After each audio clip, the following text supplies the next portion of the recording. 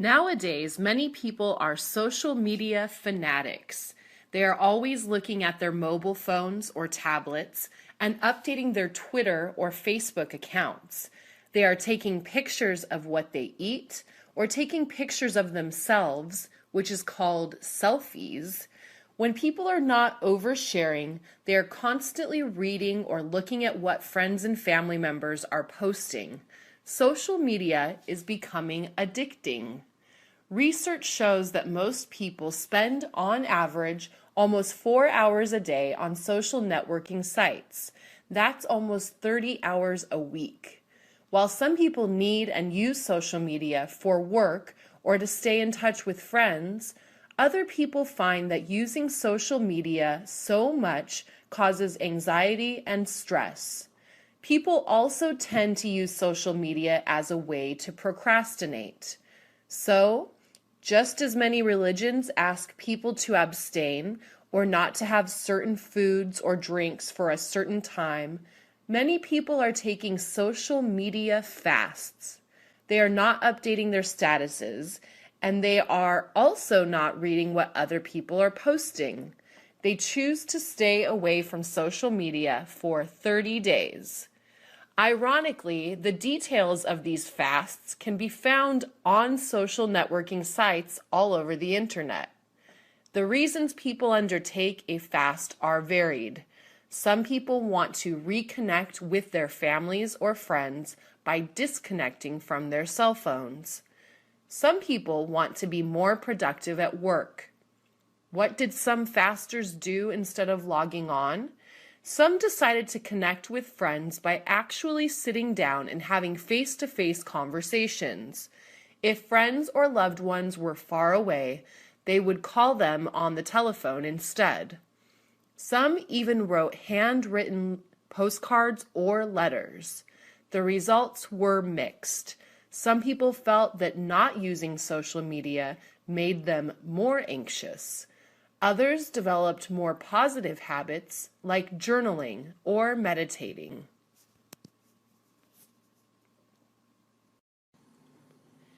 The hockey team Los Angeles Kings won the 2014 Stanley Cup and had a parade last Monday in Los Angeles to celebrate the victory.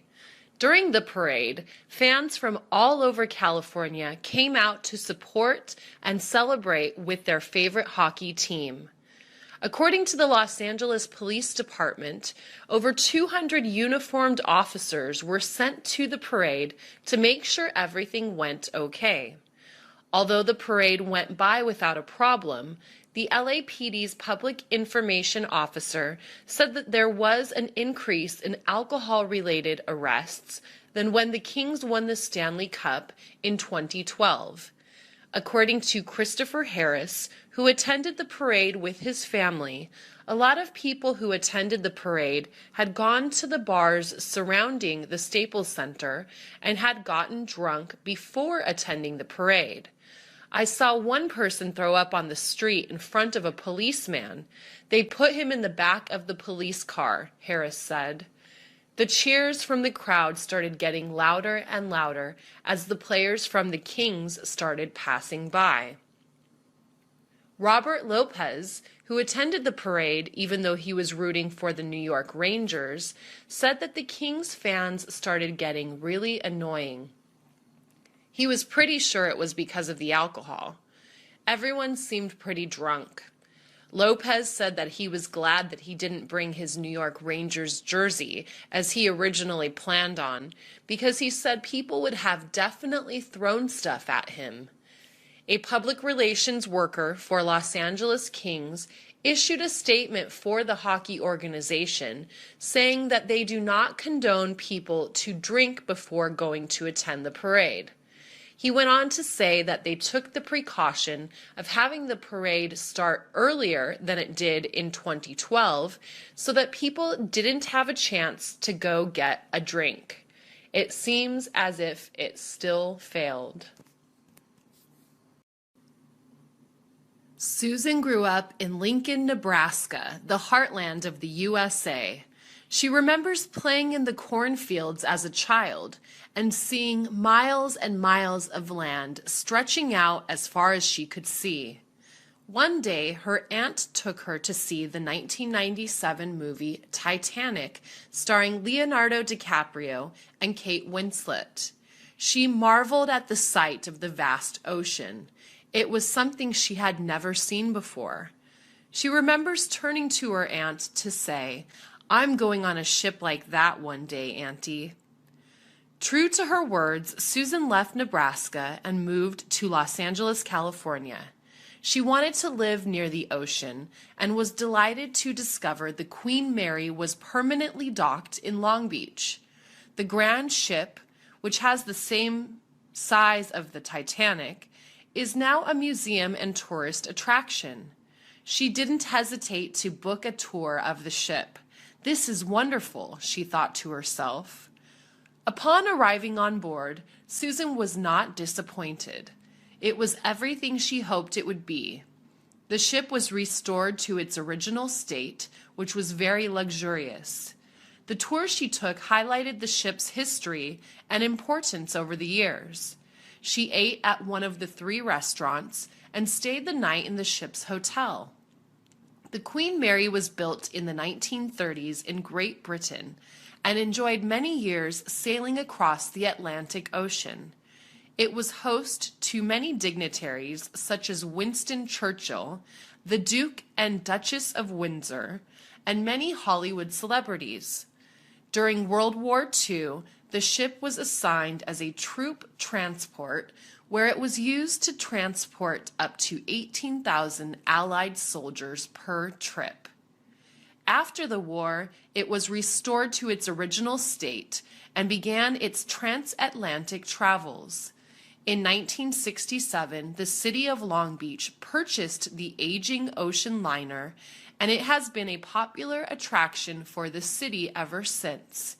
"It is living history," said Susan after her visit.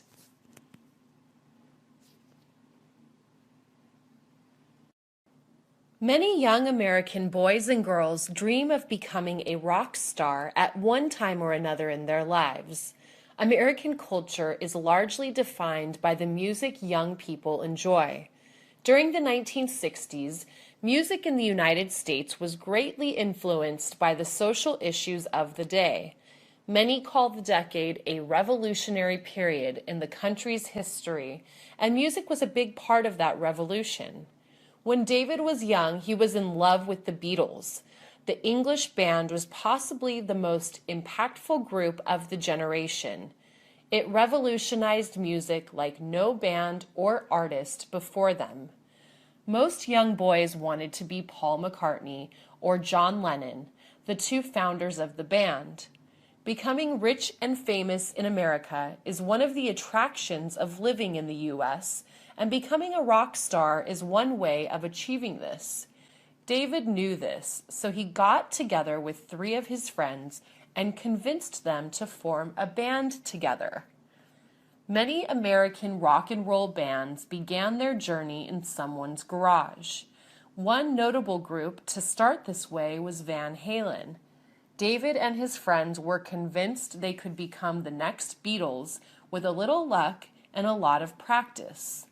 The band practiced regularly over the years and soon became good enough to perform before some young audience, but they never hit the big time, unfortunately. The road to success in the music industry is not an easy one to travel, but that does not deter some American dreamers. David's philosophy was, "You never know what the future holds," and is engaged in the music industry to this day. A couple of his original band members are also in the industry, enjoying marginal success, and are still pursuing their dream.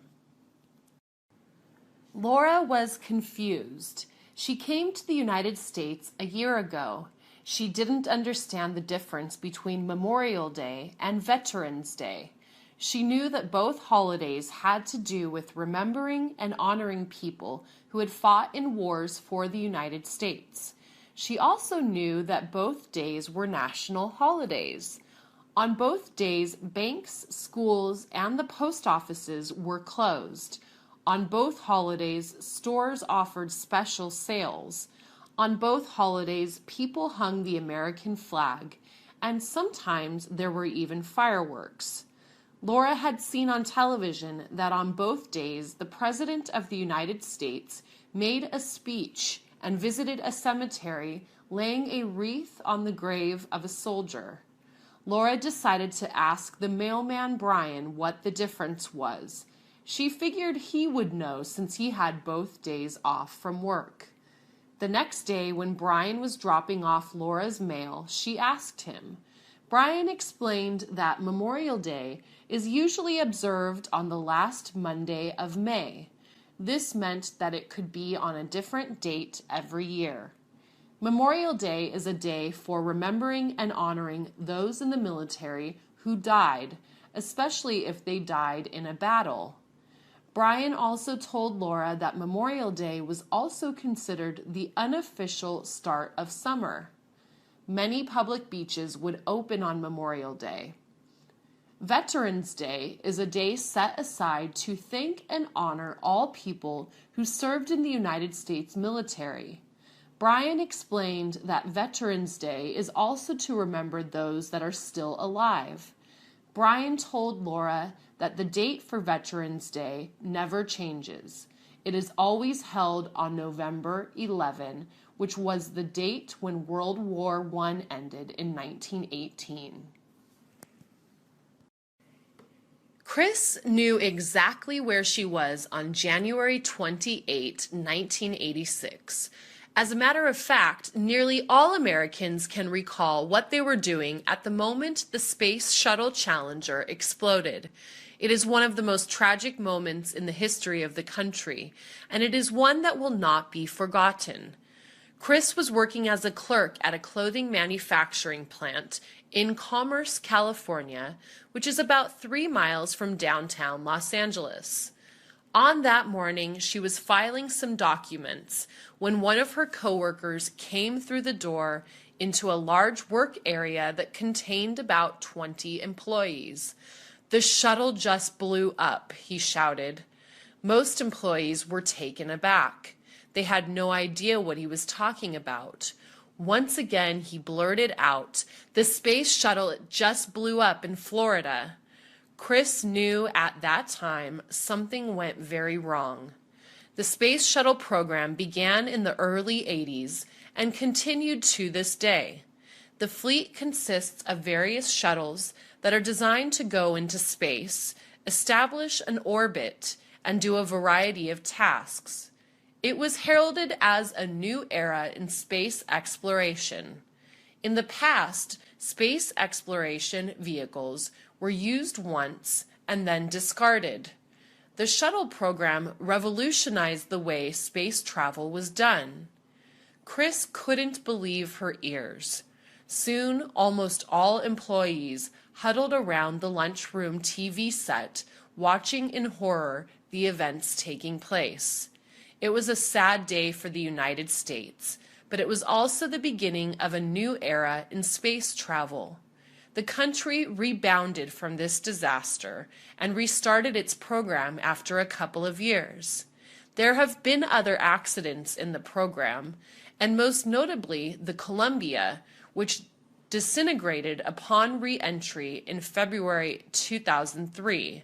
But the U.S. will not be deterred. Space travel is dangerous, but the spirit of the American people will not be contained. There was a march through the Boyle Heights neighborhood of Los Angeles. The march was sponsored by a coalition of local organizations and agencies. The purpose of the march was to bring awareness to the violence in the community. Many people have been killed because of gun violence and other crimes. The march began at 9 a.m. on a busy corner. Many parents brought their children to the march. The crowd began to walk down the neighborhood sidewalks. Occasionally, the crowd would stop, and an organizer using a bullhorn would tell the story of a person who was killed. After the organizer told the story, There would be a prayer followed by a moment of silence. There were relatives of people who had been killed participating in the march. Some of these relatives would leave lit candles, balloons, or flowers in remembrance of the persons who died. One woman who died was found in the lake of Hollenbeck Park. Police suspect that her boyfriend killed her. She had a baby daughter. Her ex-husband participated in the march and asked that organizers include her in their prayers. The march continued for 20 blocks and ended at Wabash Park. While the march was somber, the mood inside the park was more celebratory. Different organizations had booths with information about local programs. There was a craft table for kids to draw a picture about the kind of neighborhood they wanted to live in. Different bands played between speakers, offering solutions to the neighborhood's problems. On the same day, there was another march at a nearby housing project.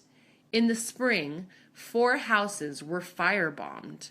Police suspect the attacks were racially motivated. Organizers plan to hold the march again next year. They really hoped, though, that conditions in the neighborhood would improve so they wouldn't have to march.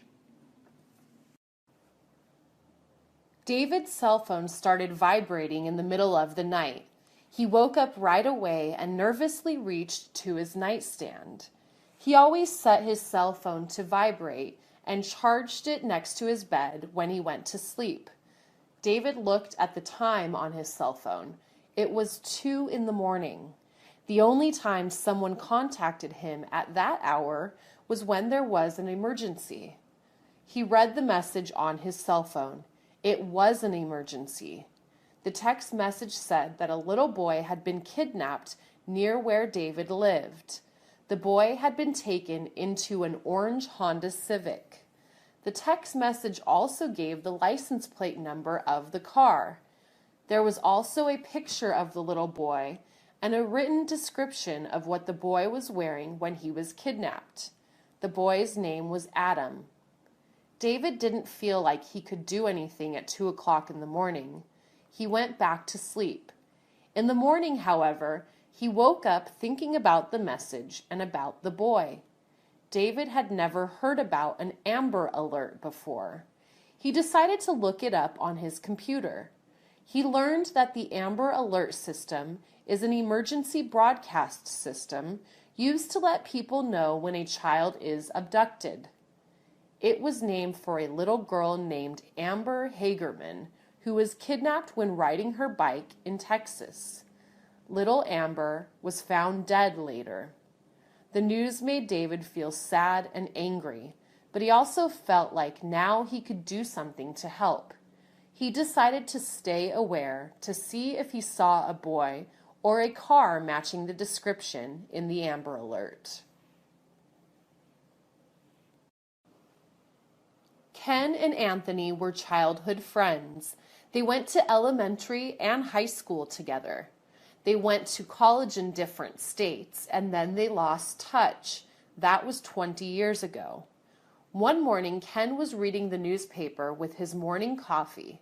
Inside, he saw an announcement for a poetry reading at a nearby bookstore. He was surprised to find that the featured poet was none other than his friend Anthony. Ken decided to see what his old pal was up to. Ken sat in the last row of the area set up inside the bookstore. When Anthony was introduced and came up to the podium, Ken hardly recognized him. Anthony was almost completely bald and had a little potbelly. When Anthony was in high school, he was very handsome. What Anthony had lost in looks was made up for in talent. Anthony's poetry was quite good. Anthony recognized Ken sitting in the back row. When the reading was over, Ken stood in line with the others, waiting for Anthony to sign a copy of his book. When it was Ken's turn, Anthony stood up and hugged his long-lost friend. Anthony invited Ken to stay until he had finished signing books. Ken did, and the two men grabbed a cup of coffee at a nearby cafe. Even though so many years had passed since the two had seen each other, both men had a lot in common. Both graduated from college with degrees in comparative literature. Both went to graduate school. Anthony got his Master's of Fine Art in Writing. Ken went to law school. Both men married Mexican women. Both men divorced. Both men also had sons that were only a year apart. Ken and Anthony decided not to lose touch again. They planned to meet once a month for breakfast on Saturdays. A great American tradition dating back to the birth of the country is the board game night. This is where two or more families get together at someone's home to have dinner and refreshments and then play games. This is an activity where almost anyone can play. Most board games can be played by children as young as 6 or 7 years old.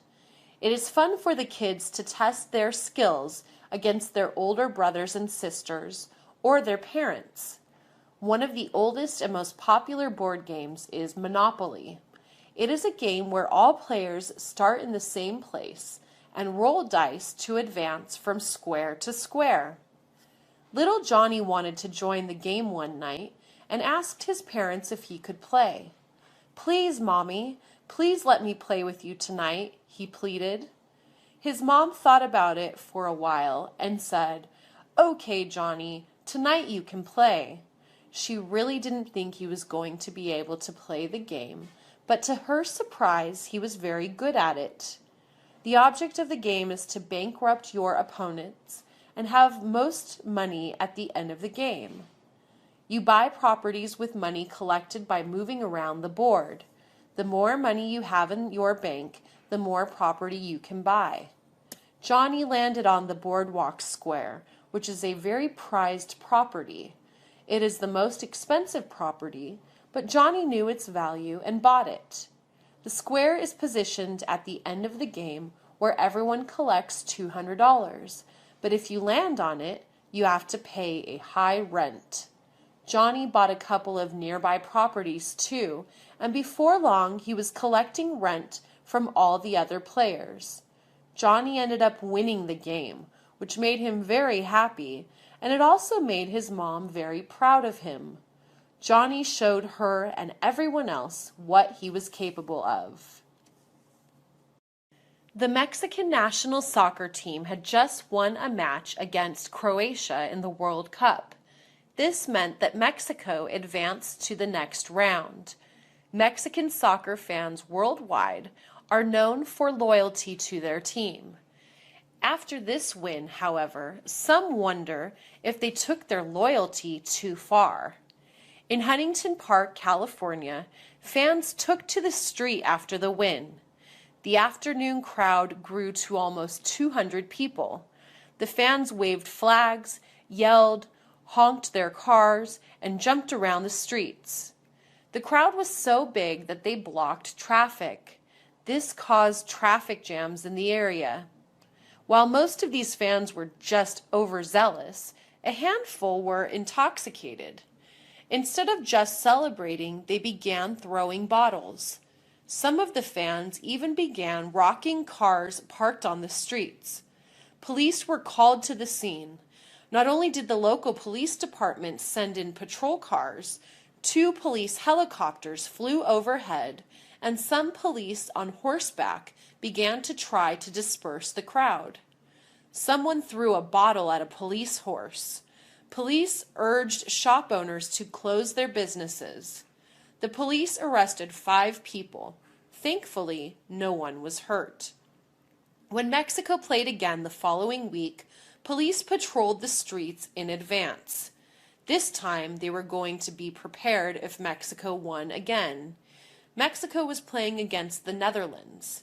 The Dutch team won 2-1. Mexican fans in Huntington Park still took to the streets despite the loss. This time, the police were waiting in riot gear. The fans waved flags, chanted, honked horns, rocked cars, and even lit firecrackers, but no one threw bottles. The police didn't arrest anyone. They did have to close off 3 blocks to traffic, though. The police were probably secretly glad that Mexico didn't win. In 4 years, when the next World Cup happens, they'll worry about it again. Carla moved to San Francisco 2 years ago. All of her family was in Boston. Every year she tried to visit her family twice. She would go once in the summer and once during the Christmas holiday. Traveling cross-country was expensive, though. She needed to find a way to save money on her travel. She decided to try and use an airline loyalty program to see if that would help. There was one airline that Carla preferred to travel on. Every time she used that airline, there were hardly any delays, and the trip was always comfortable. The airline featured in-seat direct TV, so she could watch her favorite television shows while traveling. She could also order food and beverages right from her seat. An extra perk was that each seat had an electric outlet. This made it easy for Carla to plug in her computer and do work on her trip. On her last trip, Carla decided to sign up for that airline's loyalty program. She would earn points for every trip she made. Those points could be used towards air travel. The airline worker informed Carla that she could earn even more points if she signed up for the airline-sponsored credit card. The card had a low interest rate and no annual fee. For every dollar Carla spent, she would earn 1 point to use towards travel. Carla signed up for the credit card. She had good credit, so she was approved. Carla used that credit card to pay for a round-trip ticket to Boston. After only 1 trip, Carla had earned enough points for a free one-way ticket. That saved her almost $500. It felt like traveling for free. Carla decided to stay loyal to this airline. Marie and Mark have been dating for 4 months. The relationship is moving fast. They already are talking about a future together, including moving in together. For Marie, this means moving her 2 children from a previous marriage as well. Marie's children call Mark Daddy. Mark and Marie see each other almost every day, and yet they have never actually met. Marie lives in the city of Terrace, and Mark lives in Houston. They began conversing with each other in an online chat room. How they see each other is through video chat programs like Skype. They are constantly texting one another and sending one another pictures. Marie asks her friend Bella for advice. Bella met her husband Dan on Twitter 4 years ago and moved from New York City to Los Angeles to be with him.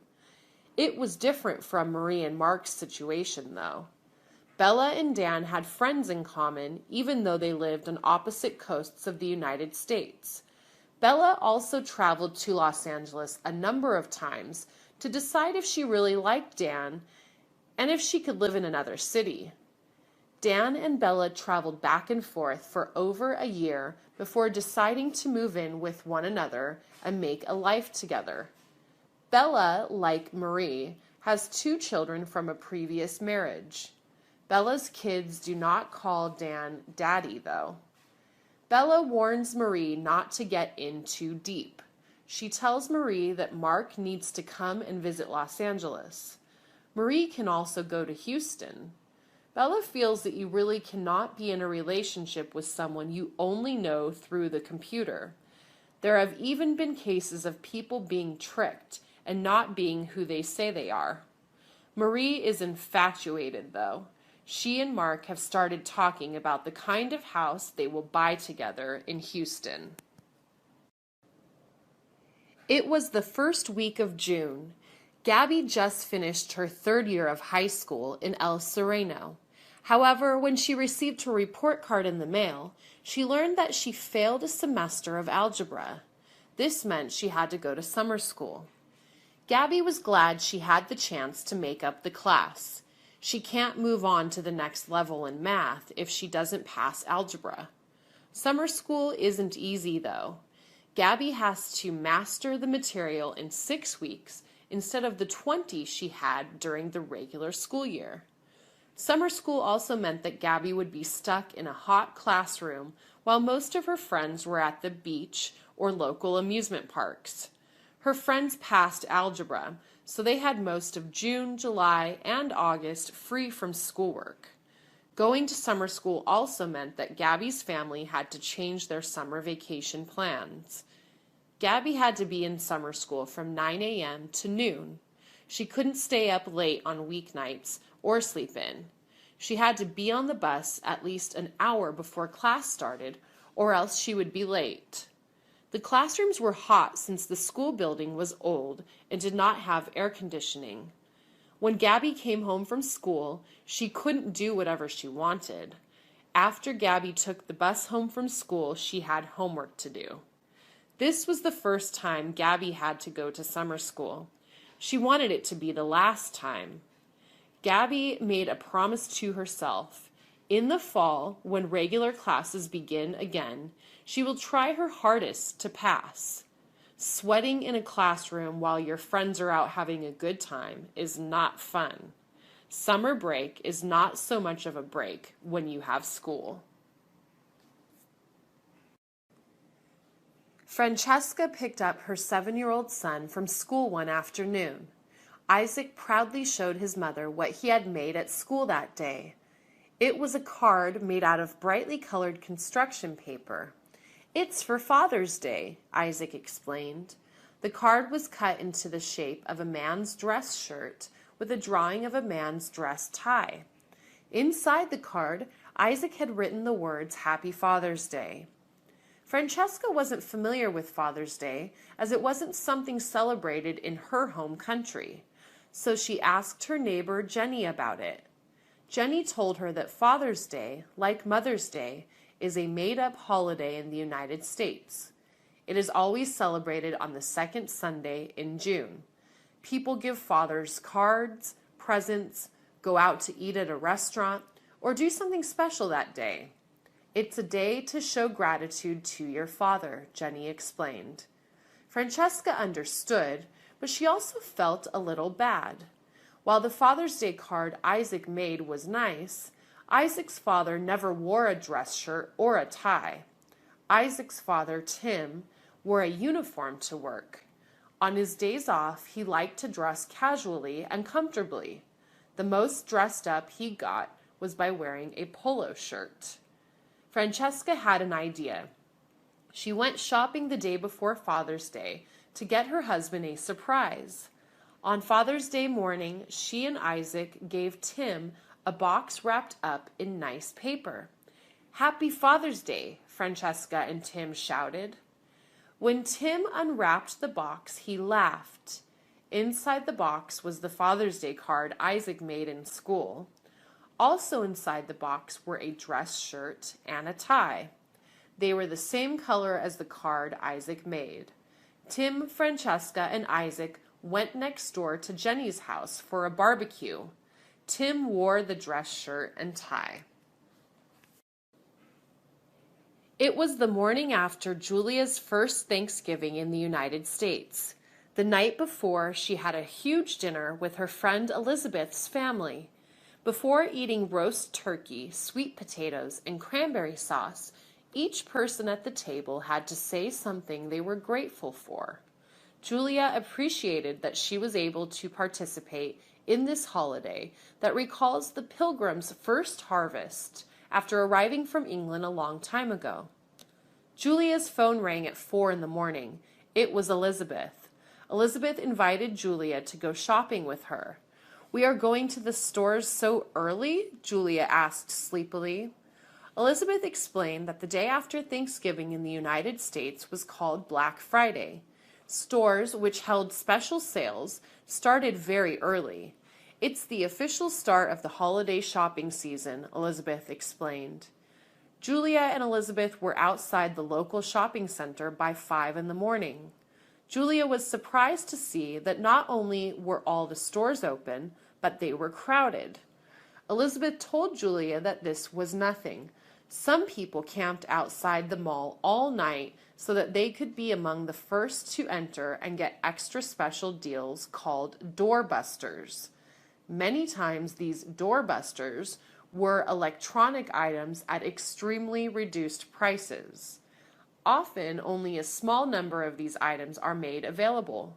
Sometimes they are only available to the first 100 people in line. Julia thought it sounded violent and wondered aloud if people really broke down doors to get into the store. Sometimes there is a lot of pushing, Elizabeth explained. Some people have even been hurt or killed because of physical fights over limited products. At 5 a.m., though, the doorbusters were gone and the cash registers had long lines. Many shoppers had full shopping carts of presents they intended to give away for Christmas, Hanukkah, or Kwanzaa. Ken received many reminders in the mail in the weeks leading up to the first Tuesday in November, Election Day. From before the time he became a United States citizen, he looked forward to being able to choose who would represent him in the various levels of government. Shortly after taking the citizenship oath, Ken filled out a short paper form registering him to vote and choosing a political party affiliation. Ken appreciated that choosing a specific political party didn't limit whom he could vote for, though. He was free to vote for someone of the party he registered under. He could even vote for someone of a different party. Since his vote was secret, no one would know anyway. Now that he was a naturalized citizen, Ken spent many hours looking over the various voter guides that appeared in his mailbox. On the national level, Ken could vote for president, members of the Congress. On the state level, Ken could vote for state congresspeople and governor of the state. Locally, Ken could cast a vote for mayor, city council persons, and local school board members. He felt a little overwhelmed by the choices.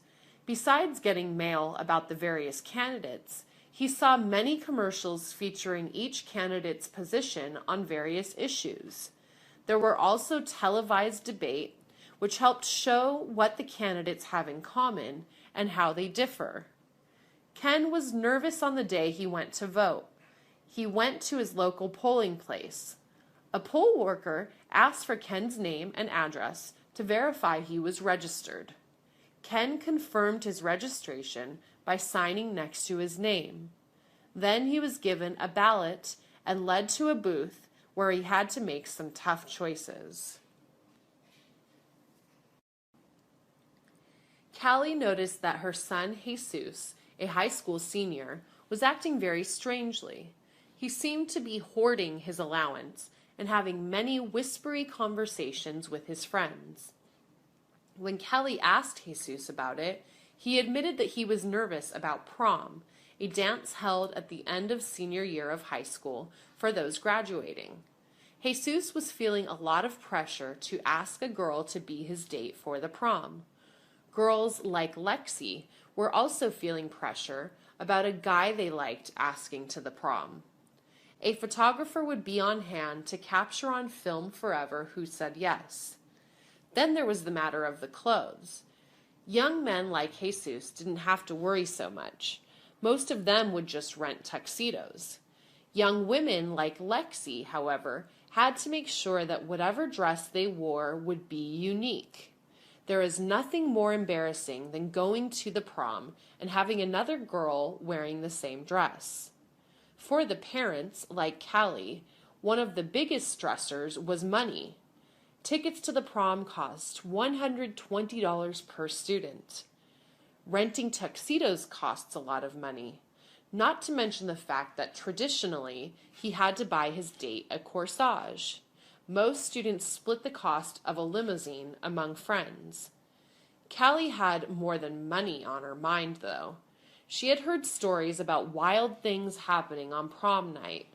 She worried about Jesus drinking alcohol, even though he was underage. Callie encouraged her son not to worry so much about finding a date. Maybe he could go to prom with a group of friends. That was what Jesus ended up doing. It was fine until it was time to be photographed. All of Jesus's friends split up into couples. Jesus posed alone. Meryl was a little embarrassed to admit it. She was 37 years old and didn't know how to drive. When she lived in Queens, it wasn't such a big deal. Everything that she needed was close by. The supermarket was 1 block away. She would take her shopping cart and get what she needed for the week easily. When she didn't feel like dragging the shopping cart, the supermarket even delivered for free. All she had to do was tip the driver. She would use that same shopping cart to take clothes to and from the laundromat, which was only a block away. While Meryl's job was not a block away, the subway station was. Every day she would walk the block to catch a 45-minute underground train ride to work. She repeated the journey in reverse to return home in the evenings. Alhambra sure was different, though. The walk from Meryl's house to the supermarket was nearly a mile. She didn't feel like walking that long a distance while pushing a shopping cart full of a week's worth of food. The laundromat was a mile in the other direction. She wasn't going to push her dirty clothes through that many streets. There were no trains nearby to take her to work, just buses. The buses always took a long time to come. For the first few weeks, Meryl was always late everywhere. Sometimes when she had an urgent appointment, Meryl would ask friends to give her a ride somewhere. Almost all of her friends had cars and knew how to drive. Most of them learned it when they were in high school. After a while, her friends were tired of giving Meryl rides everywhere. "You need to learn how to drive, Meryl," they told her. She knew they were right, but Meryl was scared. Emma's son Johnny had been bugging her about joining a sports team like all his friends. One day she took Johnny to the local recreational center where they were having tryouts for baseball. She found out about the tryouts from a banner she saw hanging outside the recreation center when she was driving by. Baseball seemed like the perfect sport for Johnny to learn to play, since it is nicknamed America's pastime. Emma took her son to the tryouts after school. "I'm sorry," one of the coaches told Emma. Johnny was too young to try out for baseball.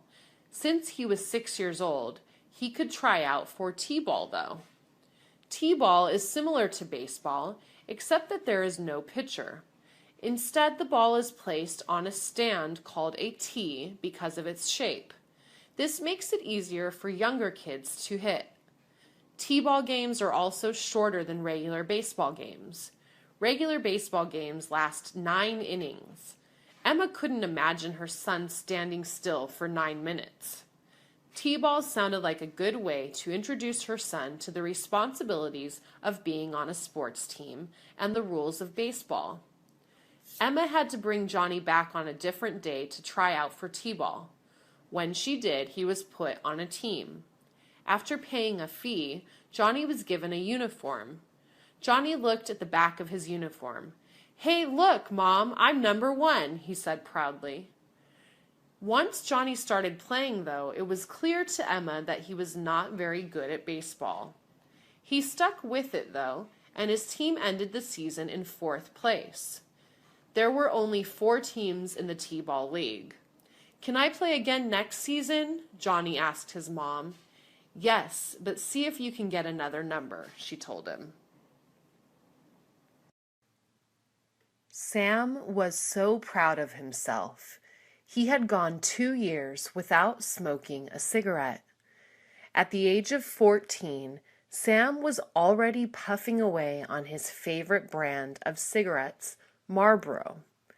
Even though people have to be over the age of 18 in America to buy cigarettes, Sam knew of a few stores that sold cigarettes without checking identification.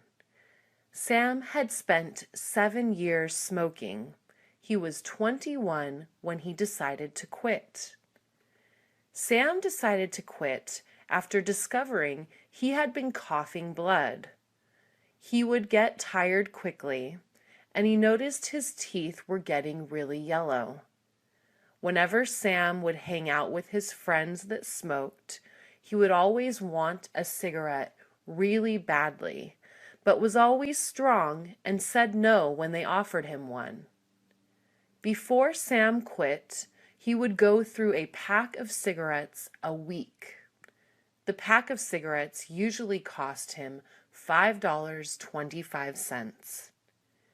As a way to encourage himself to stop smoking, Sam decided to save his money every week.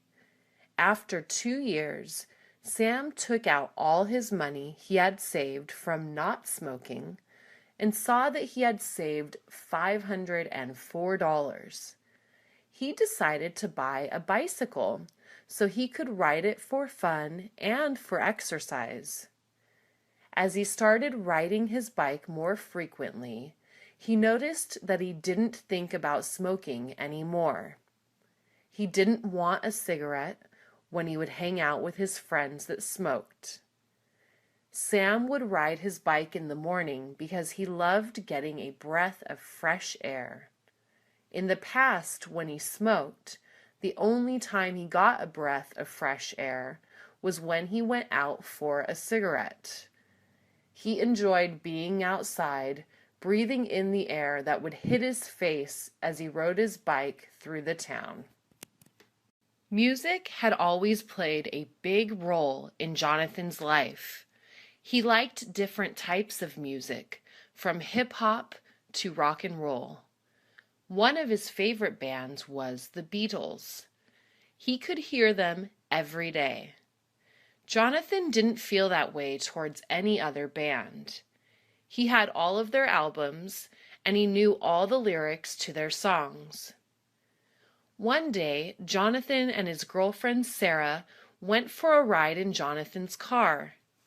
Sarah was excited to show Jonathan a new band she had heard about.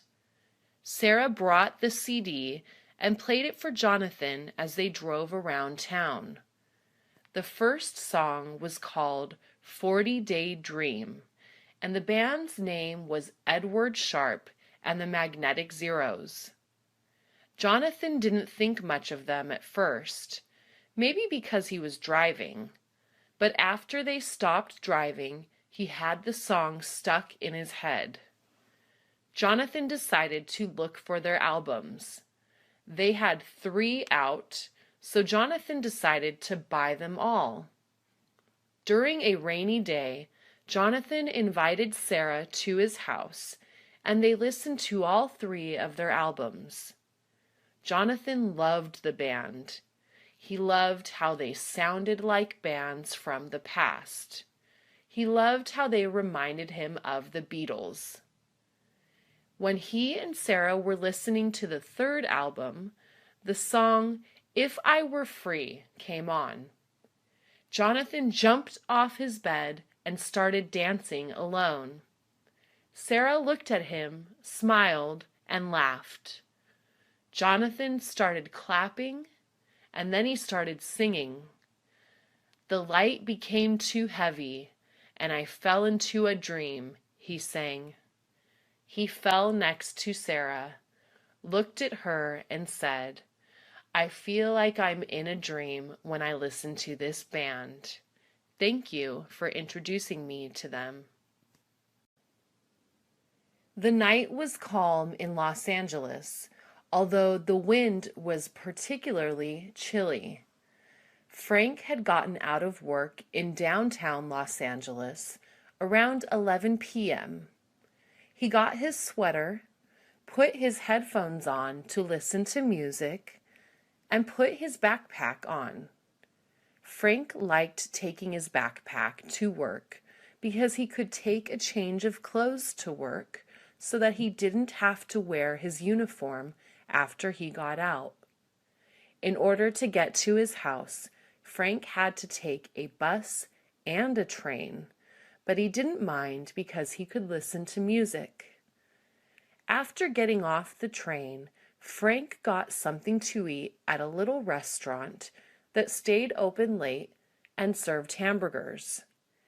After eating, Frank still had to walk for 30 minutes. While Frank was walking through a small street with a lot of homes, he noticed there was a car behind him following him slowly. He looked back and noticed it was a police car. He didn't mind because he wasn't doing anything illegal, so he kept walking. As Frank was about to get home, the police car turned on the lights and drove directly to where Frank was at. They stopped and got out of the car. The two police officers surrounded Frank. Frank was used to this and put his hands in the air. The police officers told him to put his hands on the hood, which he did. As Frank was being searched, he asked the police officers why he was being searched. They ignored him and asked him questions. Do you have anything illegal on you? Have you been arrested before? Do you have a weapon? Frank answered no to all of their questions. They put Frank in the back of the police car. Frank asked again why he was being searched. One officer said, "Because you are walking around the neighborhood with a hooded sweatshirt." Frank had done nothing wrong, so the police let him go after searching his backpack. Jacqueline and her family were sleeping in their home. Their dog Scruffy was asleep next to Jacqueline. It was 4:36 a.m. and the night was quiet. There were no cars passing in the street. No noise could be heard. It was like everything was still. Jacqueline always put a cup with water next to her bed so that if she got thirsty during the night, she didn't have to walk all the way to the kitchen. That was when it happened.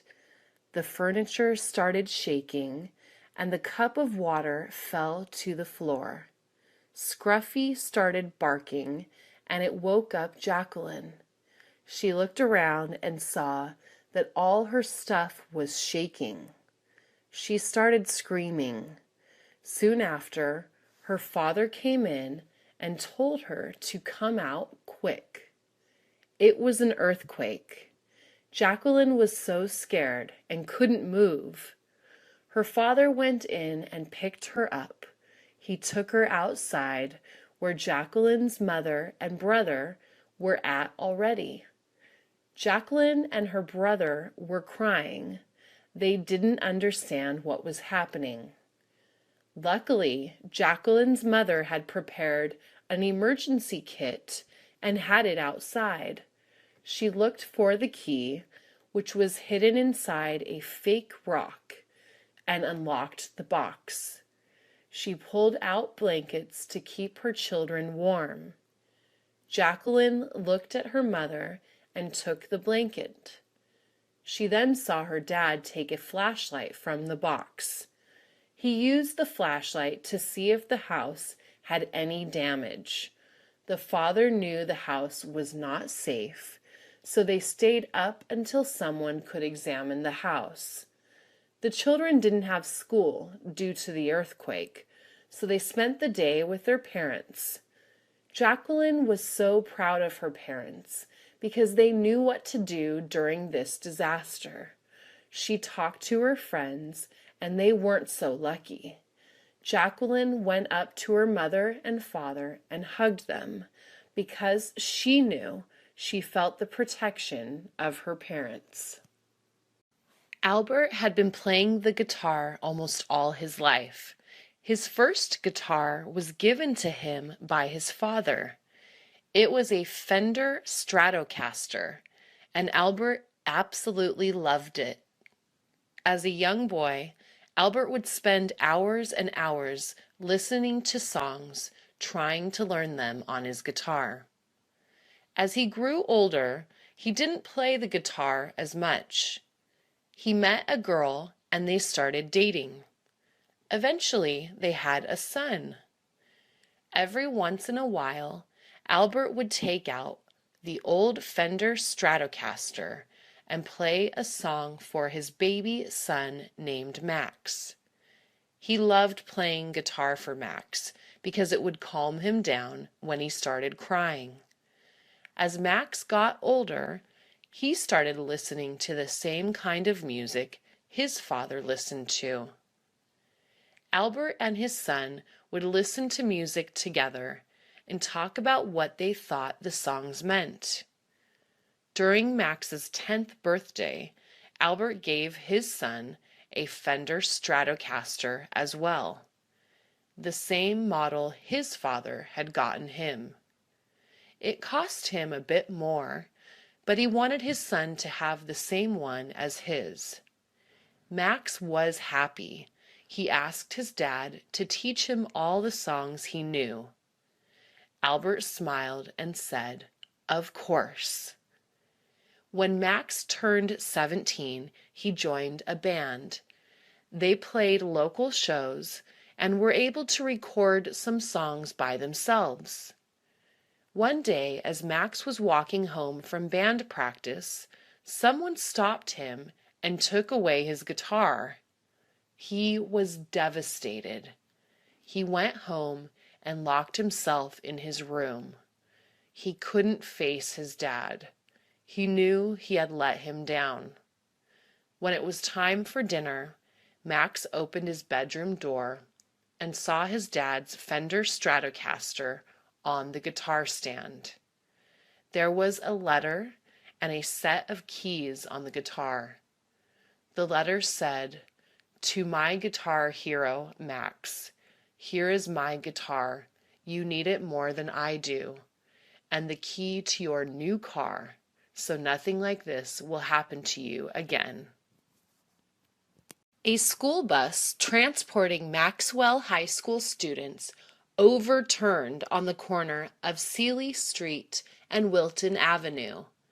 The driver of the bus was trying to avoid hitting a car that passed a red light, and the bus overturned with 37 students inside.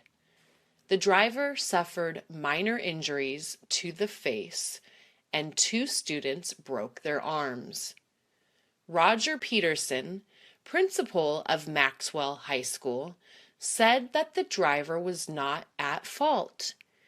His reaction helped prevent any serious injuries.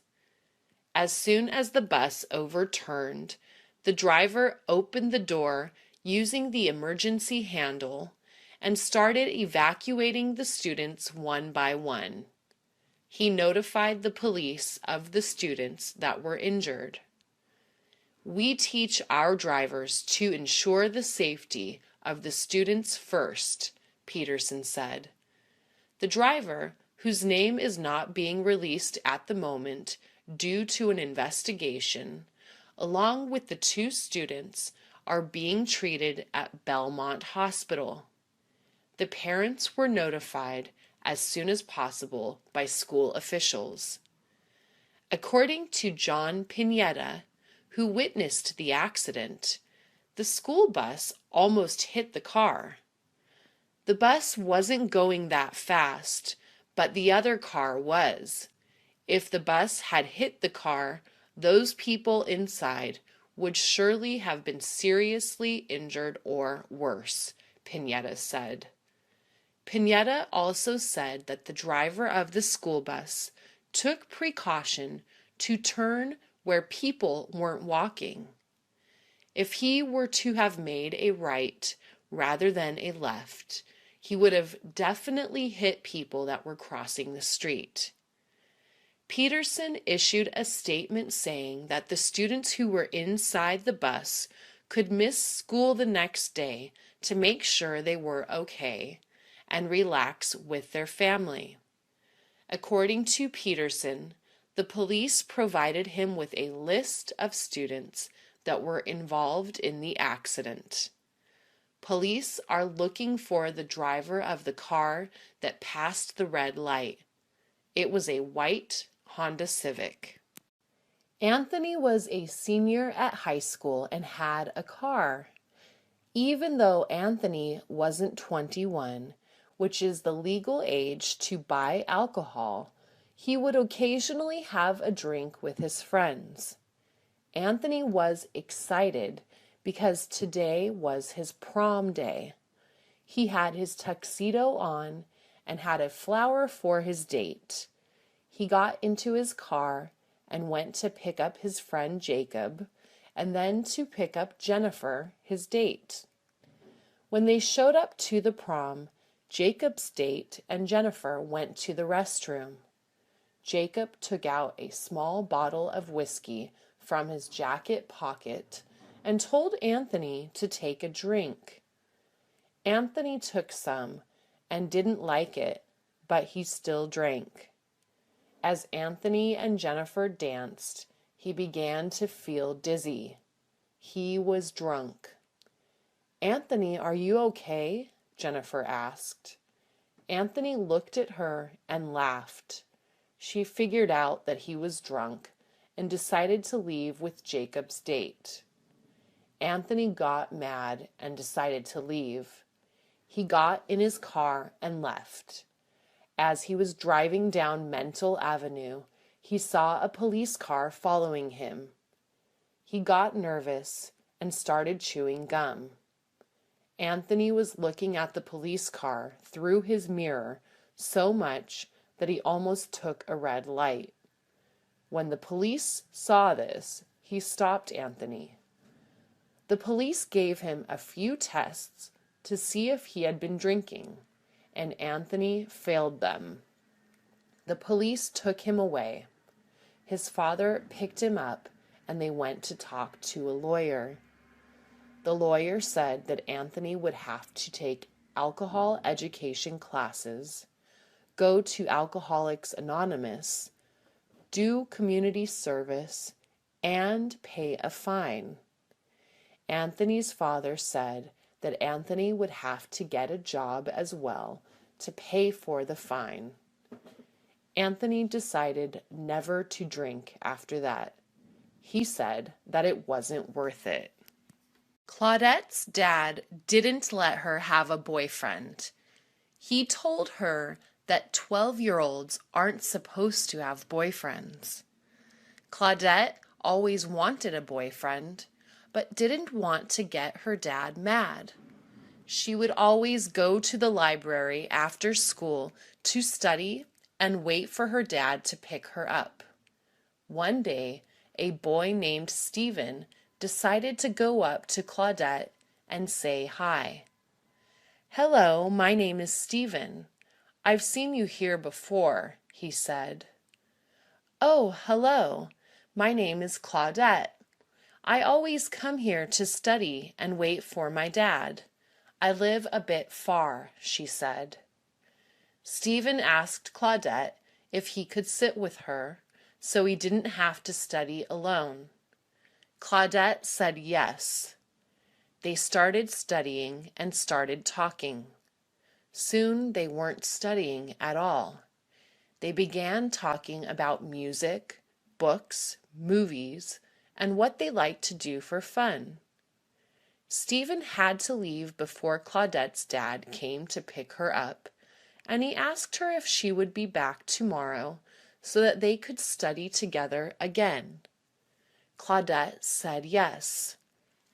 The next day, Stephen showed up and saw Claudette.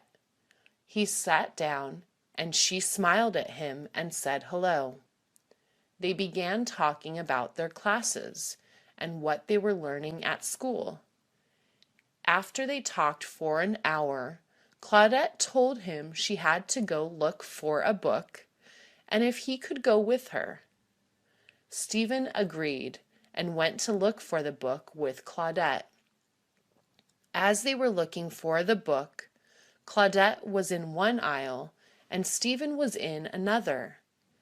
Claudette took out a book and saw Stephen was looking at her.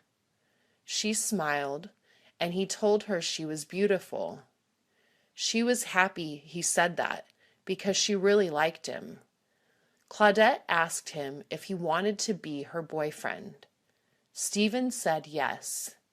As they were hugging, Claudette's dad came in and saw them. He split them up and took Claudette by the hand. He told Stephen that he wouldn't be able to see her again. Stephen was sad. My big brother James has always been a good baseball player. He is 6 years older than me, but he always invites me to go play catch with him. It's one of my favorite things to do. We live next to a park. Whenever we get bored, we just cross the street and start throwing the ball around. The last time we went to the park, we were playing catch and also hitting some baseballs with our bats. Some guys came up to us because they wanted to play a game of baseball. They needed 2 more players, so they asked us to play with them. James asked me if I wanted to play, and I said yes. The guy's name was Christian, and he introduced us to all the guys. James introduced me and gave the guy our names. I asked Christian if I could play catcher. I always liked playing catcher at school. He said that I could, and James got first base. During the game, James got a home run, and I was excited for him. I got on the base twice, but I got out all the time. I was sad, but James told me not to worry and that it happens. After the game, Christian and the guys told James if he wanted to go grab a drink with them. I thought James was going to go because he likes to drink, but he told them that he was going to take me out to eat. We thanked them for the game, and Christian asked James for his phone number, just in case they ever needed more players for a game. James gave it to him, and then we went to go eat at Jim's Burgers. I asked James why he didn't go to drink with the guys. He told me that he knew his responsibilities. I didn't know what he meant, but I was glad he didn't go. Now we could eat burgers and fries. George had always been a funny guy. I met him at the movie theater. I went to see the new Spider-Man movie, and he was there dressed up like Spider-Man. He was acting like Spider-Man, and everyone was clapping for him and asking him for pictures. My girlfriend wanted to go take her picture with him, and I said okay. When I went up to him, I asked him if it was okay to take a picture of him and my girlfriend. He said yes. I took the picture and started talking to him. He told me that his friends hadn't showed up yet and that he didn't want to sit alone.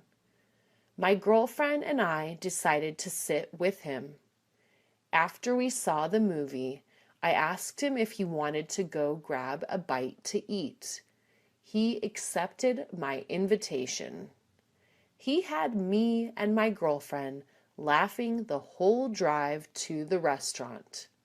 We talked a lot on the phone. We were big fans of Nintendo games. I invited him over to my house so we could play. George never had a bad thing to say about anyone. He told me once that there is good in everyone. Some are just afraid to show it. George had invited me to his house one day to play old Nintendo games, but when I showed up to his house, no one was there.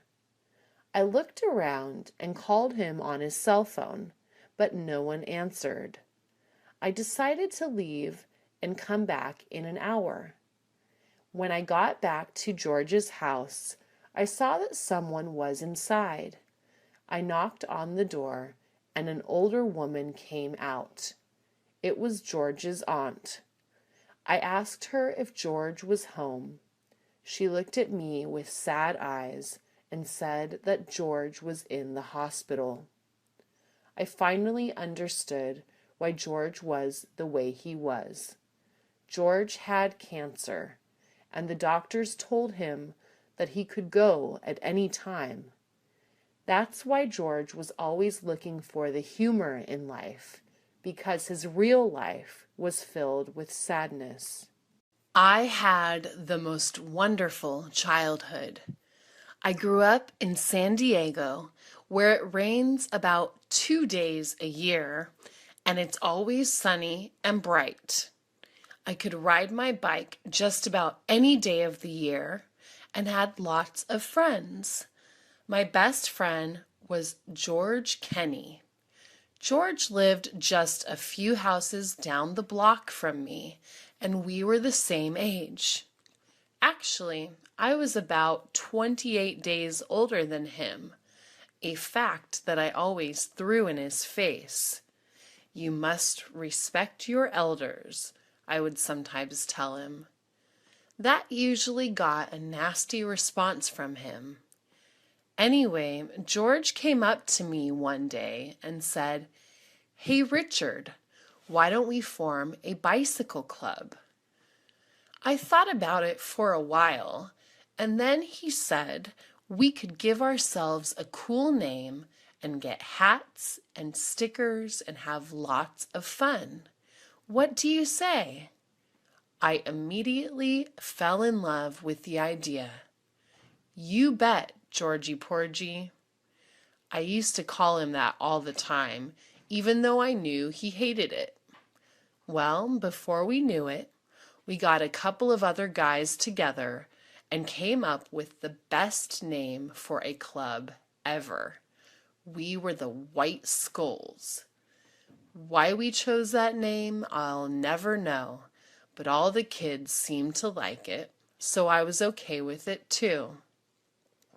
The four of us went to the local bike shop, and we each picked out a skull decal to put on our bikes.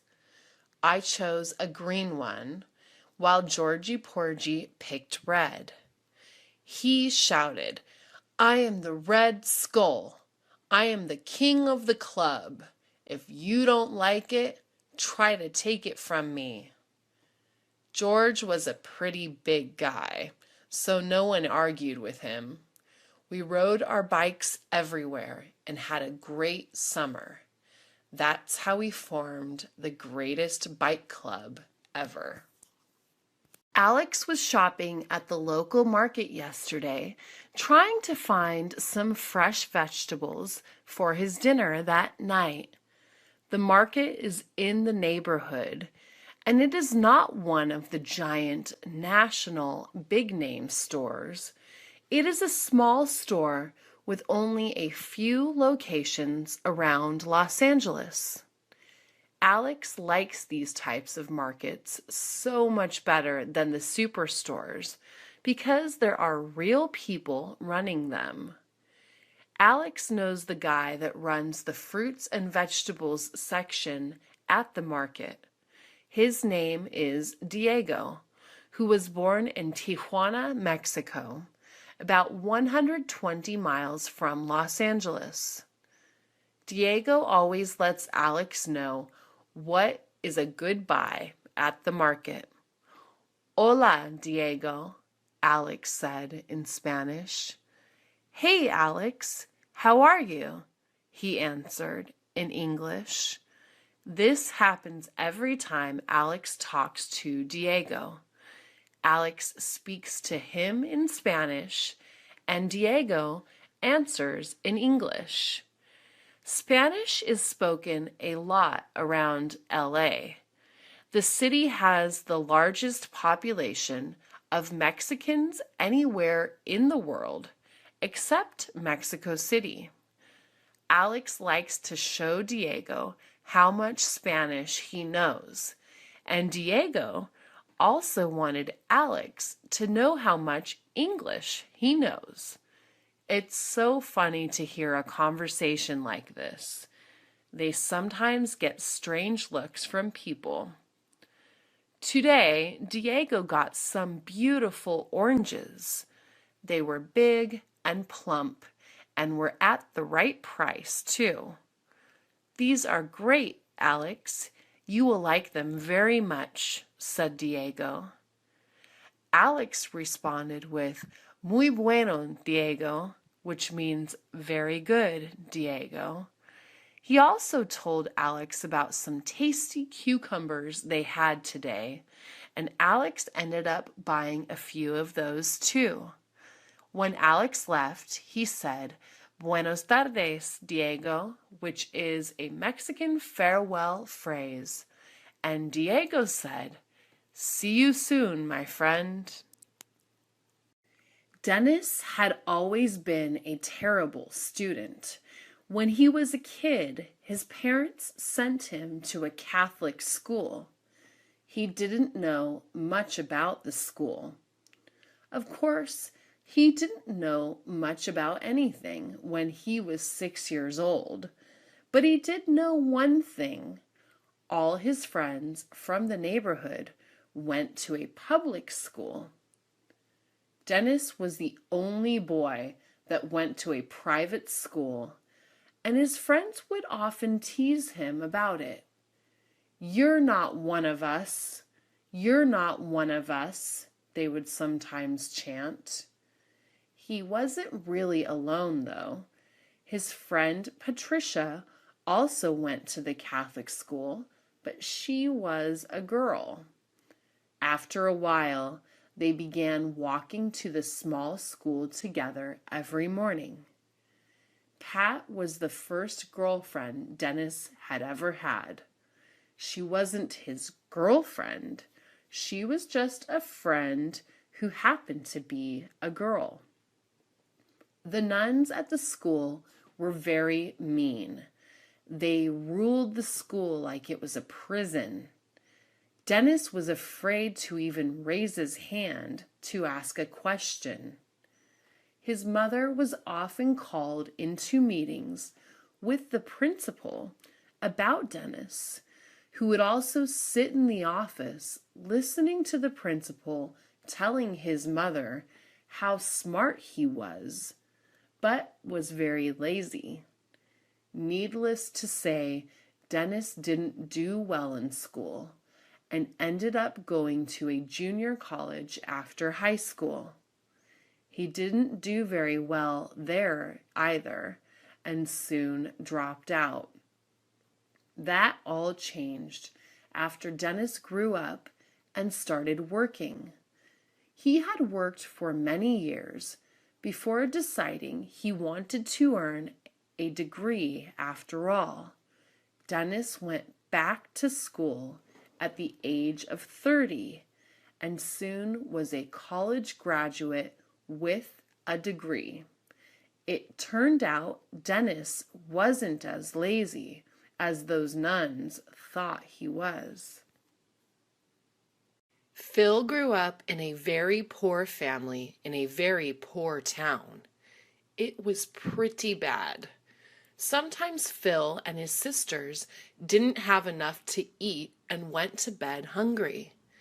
That was okay with Phil, though, because that was his life, and he thought it was just the way everybody in the world lived. Phil had a lot of fun and had many friends. It wasn't until Phil was about 12 years old that he began to realize that there were better things out there in the world. Phil and his best friend Albert would sit around and talk about getting out of this place to see the world. It was a fantasy, but it was a good fantasy. They really didn't know how they would do it, but they had a dream. Then one day, Phil's cousin Ralphie came to visit. Phil didn't know Ralphie very well. Ralphie grew up in Texas and was about 8 years older than Phil. It had been years since Phil saw his cousin. That day, Ralphie changed Phil's life. Ralphie walked into the house wearing his Marine Corps uniform, and Phil knew at that moment that he wanted to become a Marine. Phil and Ralphie talked all night long. Ralphie told him all about the Corps, and Phil was fascinated. Ralphie was wearing his medals and awards, and his uniform was so neat and clean that Phil wanted to join at that moment. 5 years later, Phil enlisted in the Marines. He was 17 and needed his mom's permission. His mom said, "Where do I sign?" Of course, she was joking, but she knew Phil was going to do this. It was his way out of this place, so she gave him her blessings. The day Phil left, he promised his mom he would be back. He kept his promise. He came back several times over the years and helped his family as much as he could. David must have been the only kid in America that did not like summer vacation. Every year, between the beginning of June through the end of August, school kids were on vacation. Only to David, summer vacation meant work, work, and more work. His dad was a workaholic. He had 2 jobs most of the time. He had one job during the day and the other at night, but sometimes he worked on weekends too. The man had more energy than any person alive. When he wasn't working on weekends at his 3rd job, he worked at home, and that was why David hated summer vacation. His dad was always building something or tearing something down. If he wasn't tearing down a wall or adding a new room to the house, he was putting in a new driveway or garage. It was living hell for a 13-year-old kid. While all of David's friends were off playing baseball or riding their bicycles, he was usually hauling bricks or mixing cement. That's what he remembers about his childhood. David always knew he was in trouble whenever he heard, "Where's David?" His dad's voice seemed to carry down the street. That phrase could only mean it was time to get to work. Of course, David learned throughout the years how to make himself disappear at just the right times, but his dad usually found him anyway. "But Dad, I want to go to the park to play with my friends," David would say. "You can waste time with your buddies some other time.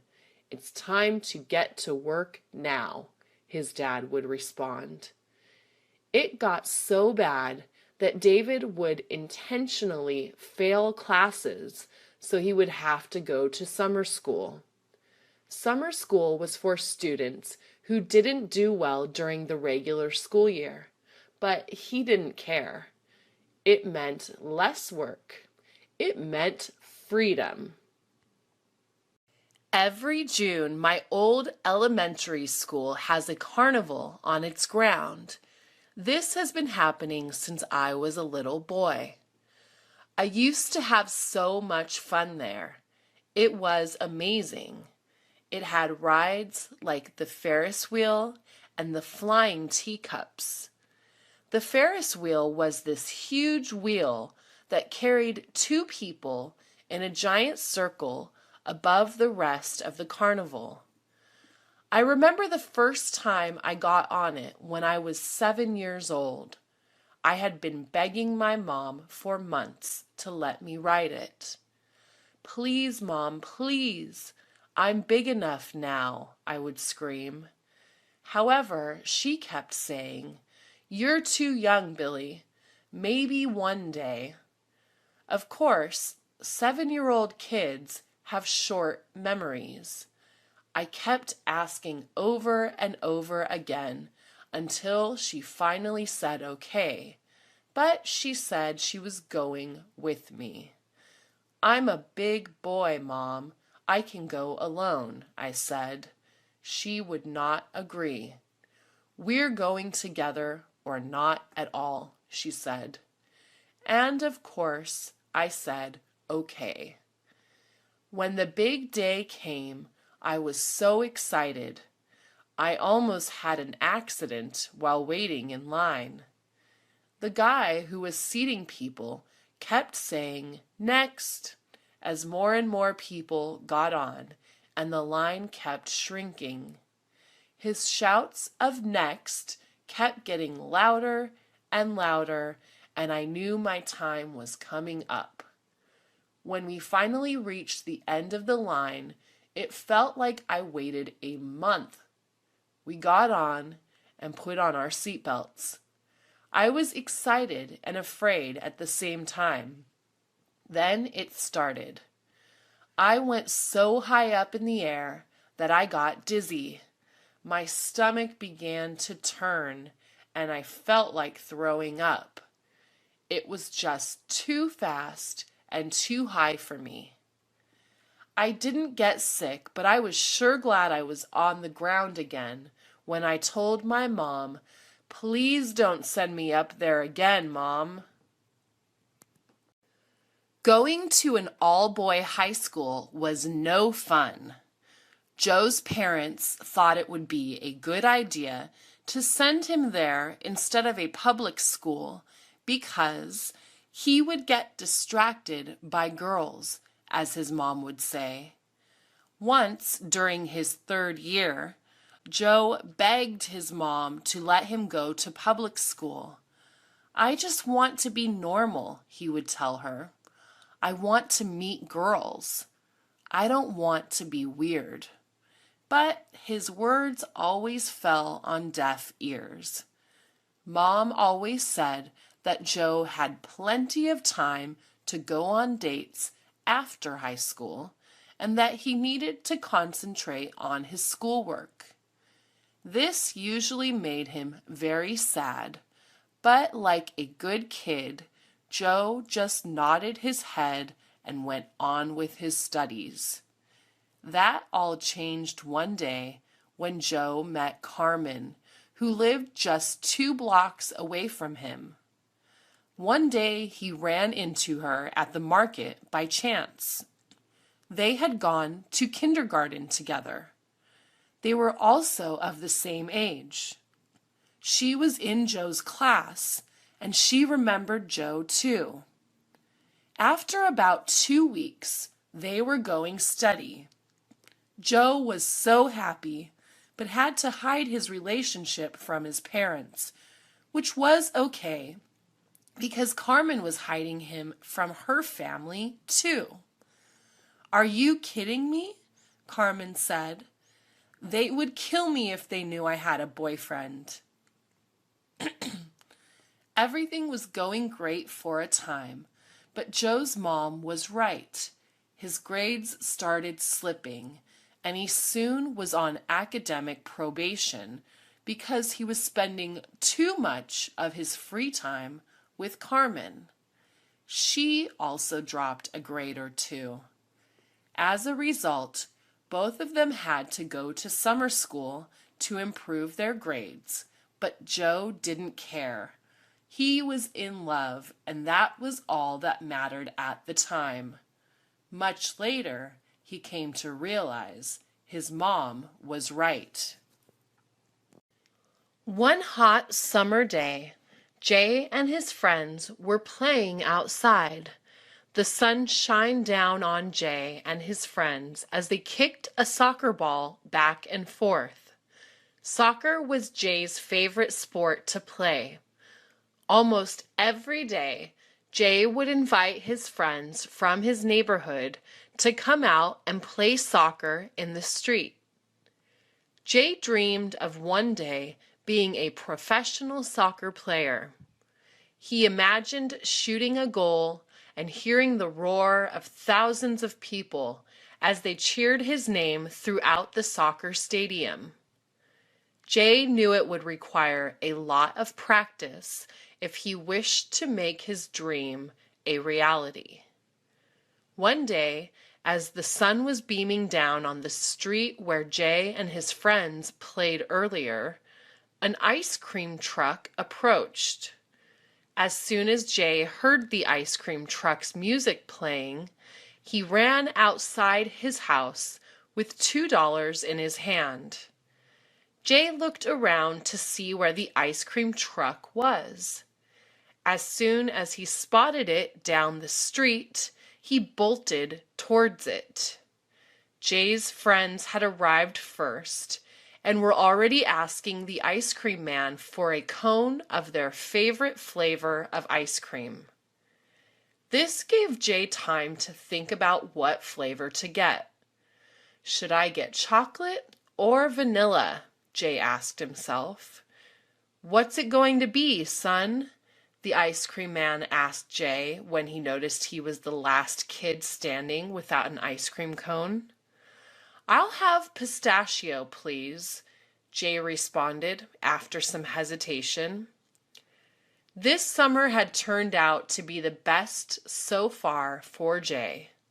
Tomorrow he would play soccer once more, and if the ice cream truck came around, he would ask his parents for another $2. Jay was not looking forward to starting his school year in 2 weeks. One day, Abel opened his refrigerator and gasped when he noticed there wasn't anything in there. Who ate all the food? Abel asked his brother Mel, who was in the living room sitting down on the couch watching cartoons.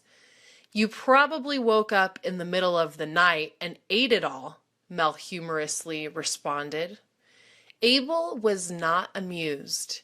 His stomach was growling, and he had no time for Mel's childish quips. I'm so hungry, I could eat a horse, Abel proclaimed. I bet you can easily eat 2, Mel jokingly said.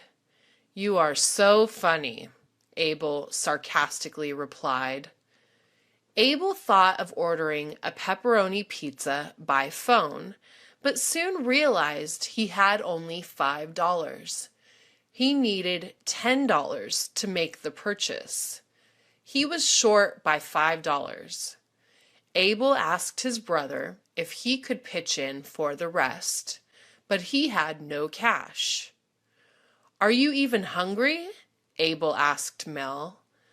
I already ate, Mel said. This made Abel jealous and a bit angry. What did you eat? Abel inquired with furrowed brows. A $10 pizza, Mel casually replied. You must be kidding, Abel said, almost yelling. Mel just sat there watching a recording of an episode from The Simpsons. When is Mom coming back? Abel asked Mel. I don't know, he replied. Abel could now only hope that his mom would come to the rescue and bring a large, fresh pizza from Pizza Mountain. Abel plopped down next to Mel on the couch and started watching television with him. They both laughed out loud at the cartoon's funny characters. Abel was enjoying himself so much that he had forgotten that he was hungry. Then commercials began playing. Abel's stomach started calling for food again. I'm going to starve to death, Abel said, as the front door to his house started opening. I'm back, and I brought pizza, Abel's mom said as she came in through the door. Abel could not wait to get his hands on the pizza. Joel's school semester was ending soon, but he still had not found a job to keep him busy over the summer vacation. This wasn't the only reason Joel wanted a job. He had been taking the bus to school for over a year already. He was ready to start driving to school. All of his friends had been driving since the age of 18, and Joel felt like he was left behind. He had calculated the math and figured it would take him 2 months of working for him to be able to afford a used vehicle, or 1 month if he worked full-time. Joel had it all planned out. The only problem was finding steady employment. Joel felt like he had applied everywhere possible. He had walked into several fast food restaurants. He had stepped in countless coffee shops. He had visited various retail stores and supermarkets. Joel went around shaking the hands of managers, introducing himself as a college student who is interested in working. Joel mingled with employees and talked to frequent customers in hopes of getting some recognition or even a piece of advice. After submitting application after application, it seemed like he would never get hired. Joel felt like giving up hope. But then, one afternoon, Joel received a call for an interview. Joel jumped for joy when he discovered the interview was for a job working at a bookstore. Joel was so determined to get the job that he was hired right after his interview. He had greatly impressed the manager, who felt he was the perfect candidate for the job. Everything was going according to his plan. Soon, he had enough money saved up to buy the car he had dreamed of. Riding the bus is as easy as pie. The bus driver is there to answer any questions passengers may have. And it only costs $1.50. These were the things Valerie had heard from all her friends about public transportation. She had never ridden on the bus alone before. This was about to change in 15 minutes as she stood waiting at the bus stop at the corner of Atlantic Avenue and 61st Street. Valerie had just turned 15 and was ready to start riding the bus on her own. Valerie's mom had sent her to Grandma's house for a weekend stay. She had packed all her belongings in a backpack and was dressed in her lucky outfit in case she crossed any black cats. She was heading to the city of Montebello, where her grandmother lived.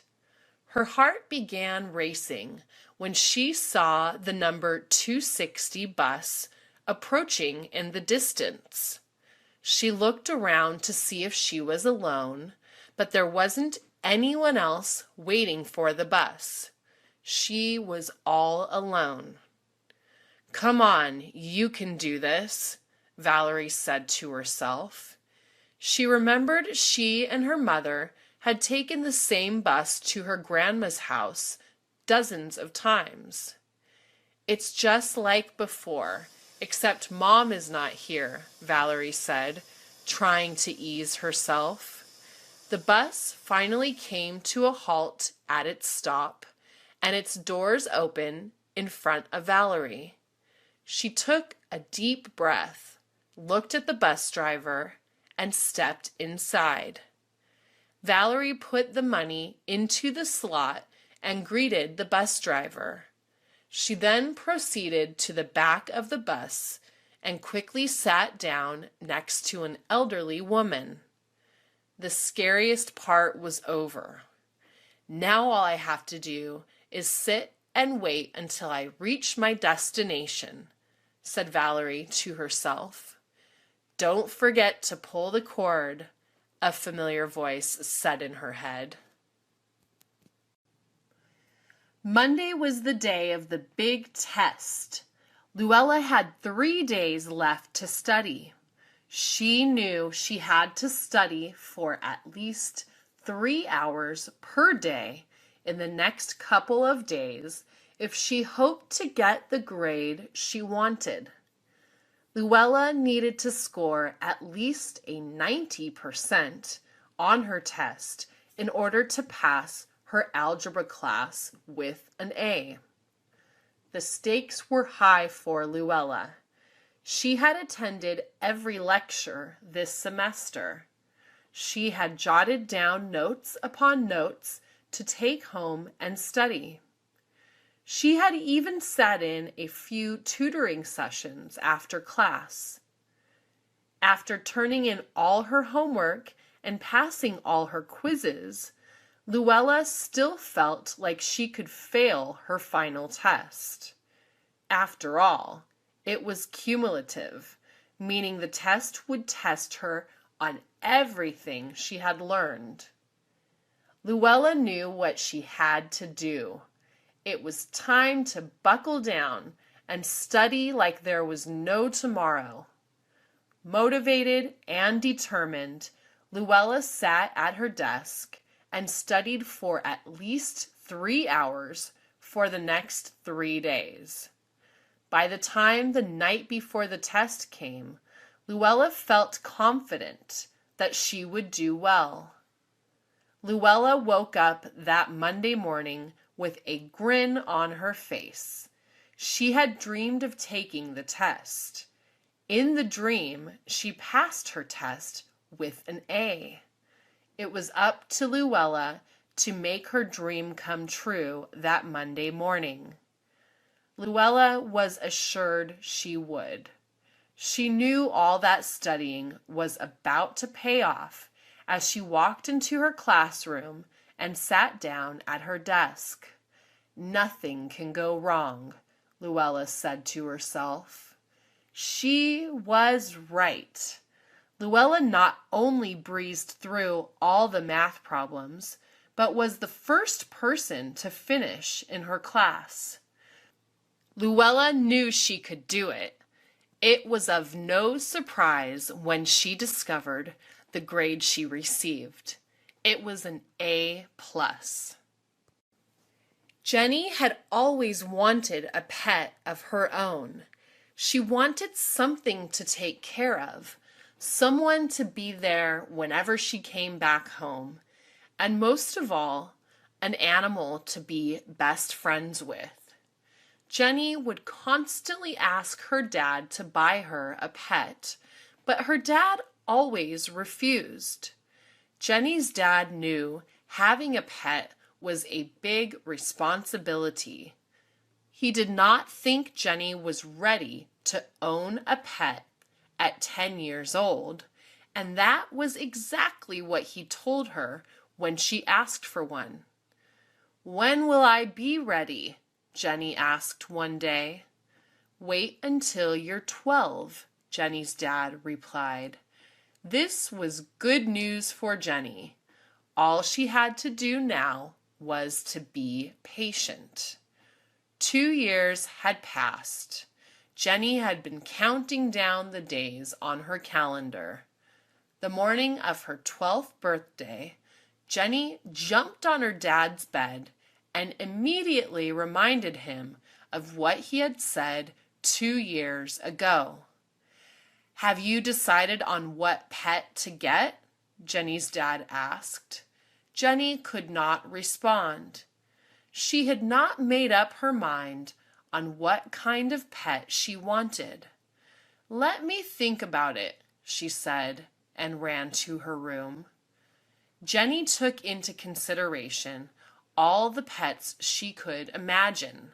She imagined a white fluffy cat that she'd name Tabby, or a large bright golden retriever that she'd name Yellow and play frisbee with in the afternoons.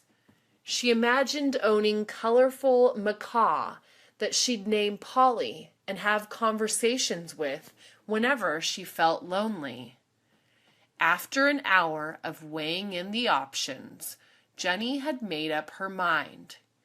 Jenny's dad was surprised when he found out what pet his daughter had chosen. "I want a horse," she declared when she walked back into her dad's bedroom. "How about something a little less expensive?" he said to Jenny. "A pony?" she cleverly replied. "Let's go to the pet shop," Jenny's dad said. It was 4 o'clock when Jenny and her dad arrived at the pet shop on Slauson Avenue. The name of the pet shop was Pet Wonders. Jenny couldn't contain her excitement and yipped as she and her dad exited the car. Jenny's dad smiled at the sight of her thrilled daughter. He remembered his own first pet. It was a Chihuahua named Taco. He wondered if Pet Wonders was selling any Chihuahuas. Jenny and her dad were greeted by a short and balding man who smelled like dog food. "Hello, how can I help you guys today?" the man said. "We're here to buy a pony," Jenny exclaimed to the man. "Actually, we're here to browse," Jenny's dad said right after. "Let me know when you're ready to make a purchase," the man replied. Jenny and her dad proceeded to look through the aisles. "What do you think of these?" Jenny asked her dad. "They're too small," she said.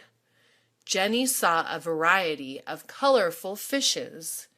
"What about these, Jenny?" her dad asked. "They're too slimy," said Jenny. Jenny came across snakes and turtles. "Would you like one of these?" asked her dad. "I don't think so," Jenny responded. 1 hour passed, and Jenny still had not made up her mind on which animal to choose. Jenny and her dad finally got around to see the cats and dogs. "It's either one or the other," Jenny's dad said, pointing to the cats and dogs. Jenny had to think long and hard on which pet to get. After what seemed like an eternity, Jenny looked up at her dad and said, "I can't choose one." Her dad paused for a minute, smiled, and said to her, "Then choose 2. Jenny went home with a white cat and a black dog, which were the best birthday presents she had ever received.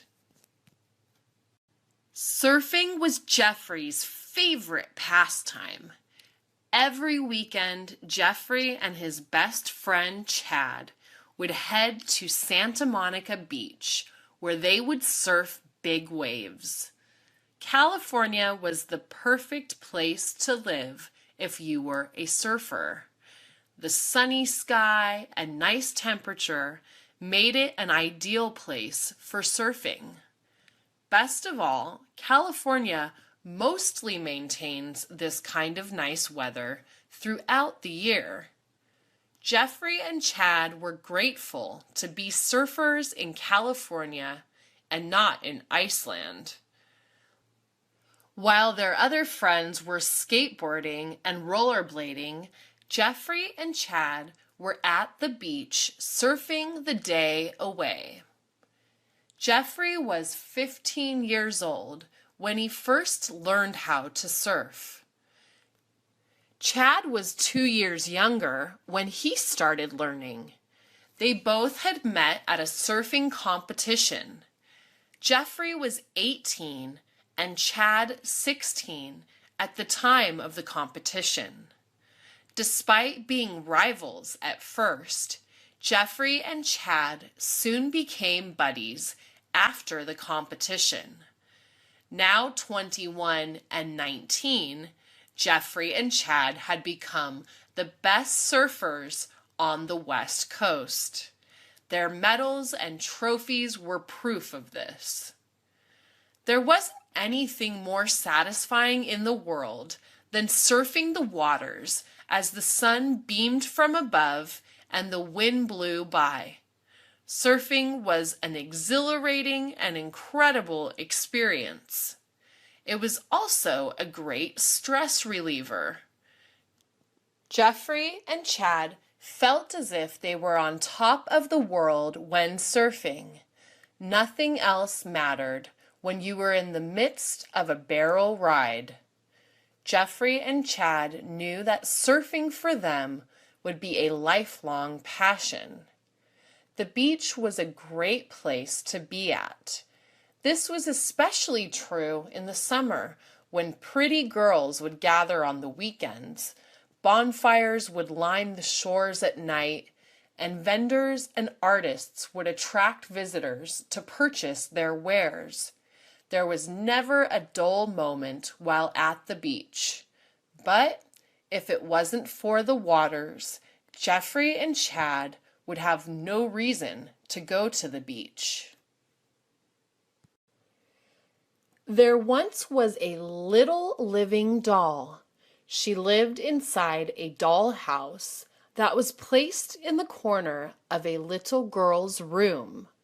The doll's name was Jane, and the little girl's was Diana.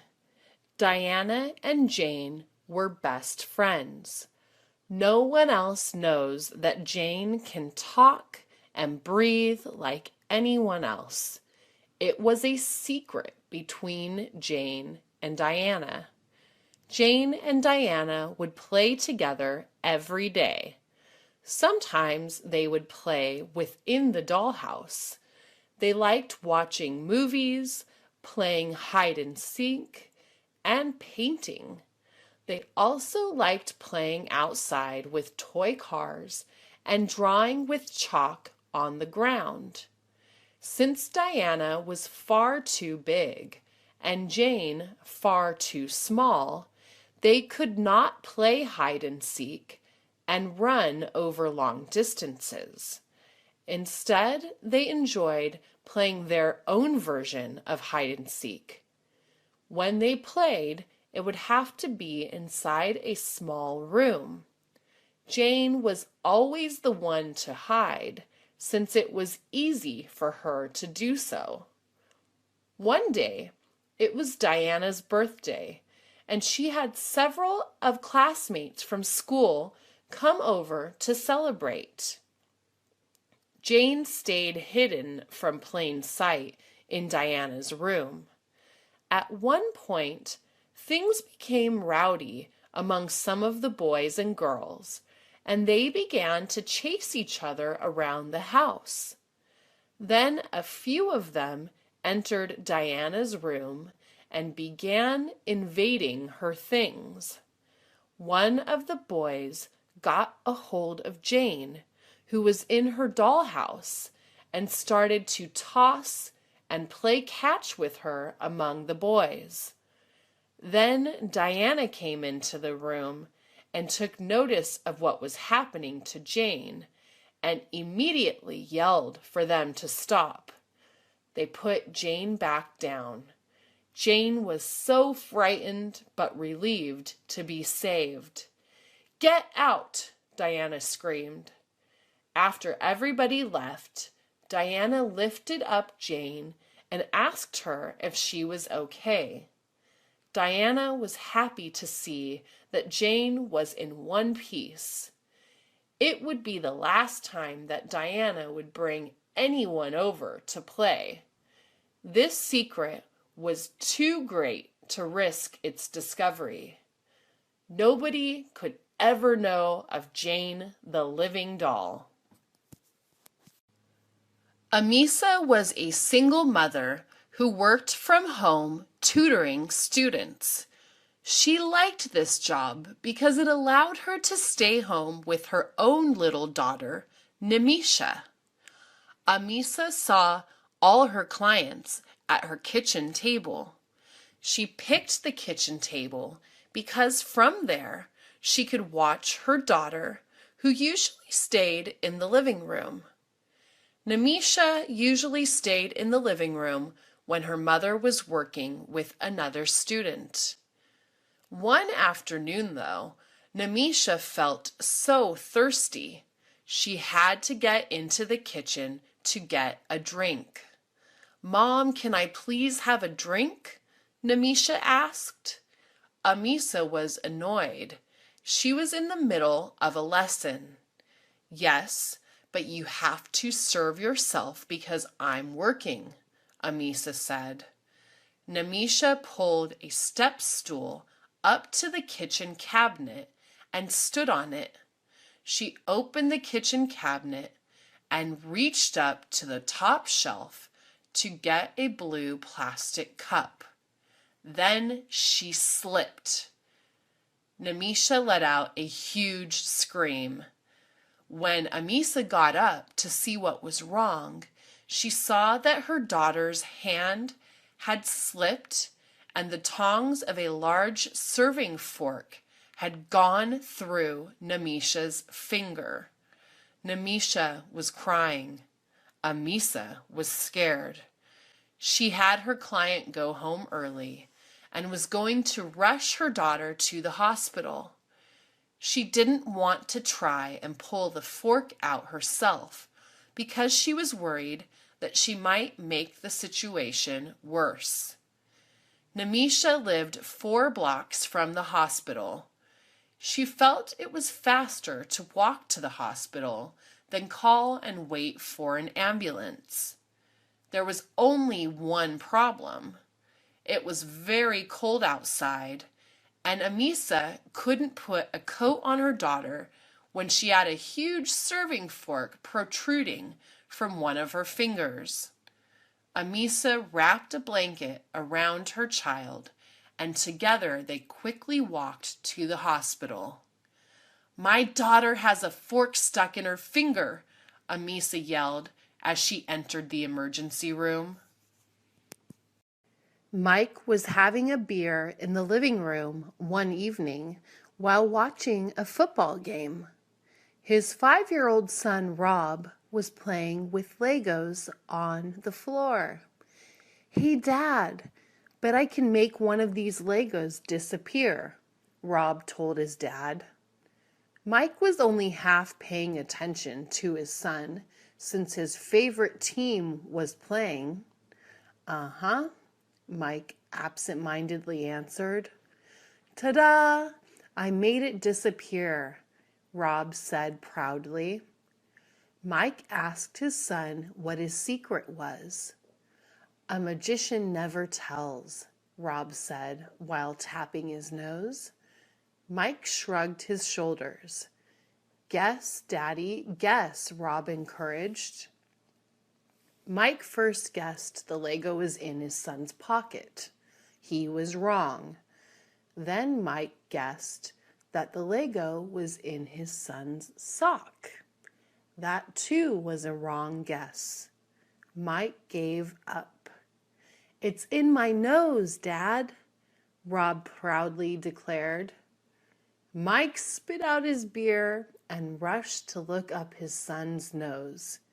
He couldn't see anything up there. He went to the kitchen junk drawer and took out a small flashlight. Mike looked up his son's nose again. He still couldn't see the bright yellow Lego piece. "Are you sure it's up there?" Mike asked his son. Rob nodded. "Does it hurt?" Mike asked. Rob shook his head. Mike didn't want to stick anything up his son's nose to try and take out the mini toy brick. He was scared. He would push the Lego up higher and hurt his son. "I guess we have to go to the hospital," Mike told his son. Rob looked scared. It was a short drive to the hospital emergency room. Mike felt like the most negligent dad in the world when he told the triage nurse the reason for the visit.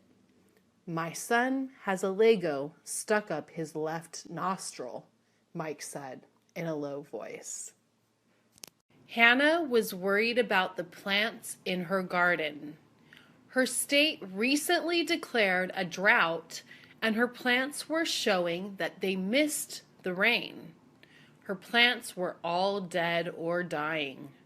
Their leaves were brown and dry. Even the small patch of grass in front of her house was drying up because of the lack of rain and the overall shortage of water. Hannah didn't want to give up on her garden. She loved spending time in her yard. She loved working with her hands in the dirt. She loved watering the plants and watching week by week her hard work pay off. From a small seed in the soil, she grew flowers and herbs. This season, though, was a bust. She began to do some research on the internet on drought-resistant plants, which are plants that would do all right in full sun and without regular water. It turned out there were quite a few plants that were drought-resistant. Through her internet search, Hannah even found a website for a place that was selling native plants, which were grown naturally from her climate. Hannah laughed at the name, though. It was called a nursery. Hannah always thought a nursery was a bedroom for a newborn baby or a very young child, not a place to buy plants. The more she thought about it, though, the more it made sense. Going to a nursery was like going to get a baby, except in this case, the baby was a plant she would bring home. Hannah drove 30 minutes to get to the nursery, which had a whole section of drought-resistant plants. She walked up and down the outdoor aisles, carefully considering her options. Then she stopped in front of a small seedling that was just flowering. I found my baby, she thought. Catherine loved Facebook. With Facebook, she could keep in contact with her family, no matter how far away they were. She could see photographs of her cousins and read status updates from her aunts and uncles. With Facebook, she could keep her relatives up to date on what she was doing. With a few taps on the keyboard and hitting the send button, she could tell a dozen or more people about her new job. She could also send pictures so that they wouldn't worry that she wasn't eating enough or was unhealthy. Another thing Catherine loved about Facebook was that she didn't have to think about time zones when updating family. Whenever she called her parents or other relatives, she always had to think about the time difference so that she wouldn't wake someone up or call when she knew they were at church. Facebook was so convenient. Another thing happened when Catherine joined Facebook, though. Some people she went to high school with started to add her as a friend. At first, this didn't bother her. She loved learning about the success of people she knew when she was just a teenager. She loved finding out people were getting married, having babies, and traveling. Soon, however, Catherine found herself comparing herself to the people she was reading about on Facebook. It began to make her feel bad that some people seemed to be doing so much better than she was. They had better jobs, nicer clothes, and cuter boyfriends. She was also spending a lot of time on Facebook. It took a lot of time and energy to keep up with everyone's status updates. Catherine started to think. She looked at the list of over 500 friends she had on Facebook and realized some of them were not really friends at all. Jose Luis was taking the train to work one day when he noticed a woman with a big German shepherd getting on the train. This made him nervous. What if that dog attacked someone? Jose Luis didn't know that people could bring pets with them onto trains. It seemed unsafe. He stepped closer to the dog. The German Shepherd seemed friendly enough. Just as he put out his hand to pet the dog, the woman stopped him. "Please don't pet him. He's working," the lady told him. Jose Luis didn't understand. The woman explained that she was blind and that the dog Hampton acted as her eyes, helping her navigate her way around the city. The woman pointed out the special vest that Hampton was wearing. The vest was printed with the words, "Service Animal." Jose Luis had never heard of service animals before. Service animals like Hampton are allowed into public places that most pets are not. Hampton is more than a pet. He helps me to be self-sufficient and do the things that I need to do in the city, the woman explained. The woman also told Jose Luis that service animals had to go through special training so that they learn how to behave in public places and do not get distracted. People need to help, though, by not petting him, the woman added. The woman continued to explain that service animals do not just help the blind. Some animals act as therapy animals. Therapy animals go into hospitals and nursing homes. These animals lower the stress levels of people who are very sick or who have just had operations. They also encourage people to recover.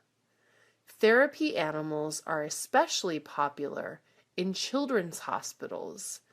Dogs really can be man's best friends. Michelle was tired after a long day at work. She just wanted to get home, order a pizza for dinner, and go to bed. As she sat on the train home, she closed her eyes. Suddenly, she heard music. It was a harmonica playing a sad song. It sounded like a blues song. She opened her eyes to look where the sound was coming from. Was it from someone's iPod with the volume up loud?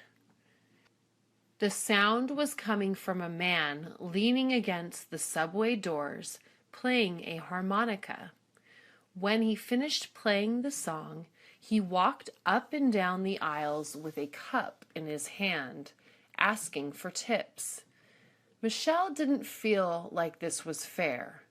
While the music wasn't unpleasant, it's not like she had a choice. She was forced to listen to it since she has to take the train home from work. Now he was asking to be paid by the people being forced to listen. He had some nerve. Michelle didn't give the man any money. Some of her fellow commuters did drop a few coins in the man's cup. "You shouldn't encourage that," Michelle told one of her fellow commuters after he dropped some change in the man's cup. "I don't even think it's legal for him to play music in the train and ask for money," Michelle said. She then scanned the advertisements and notices inside the train car.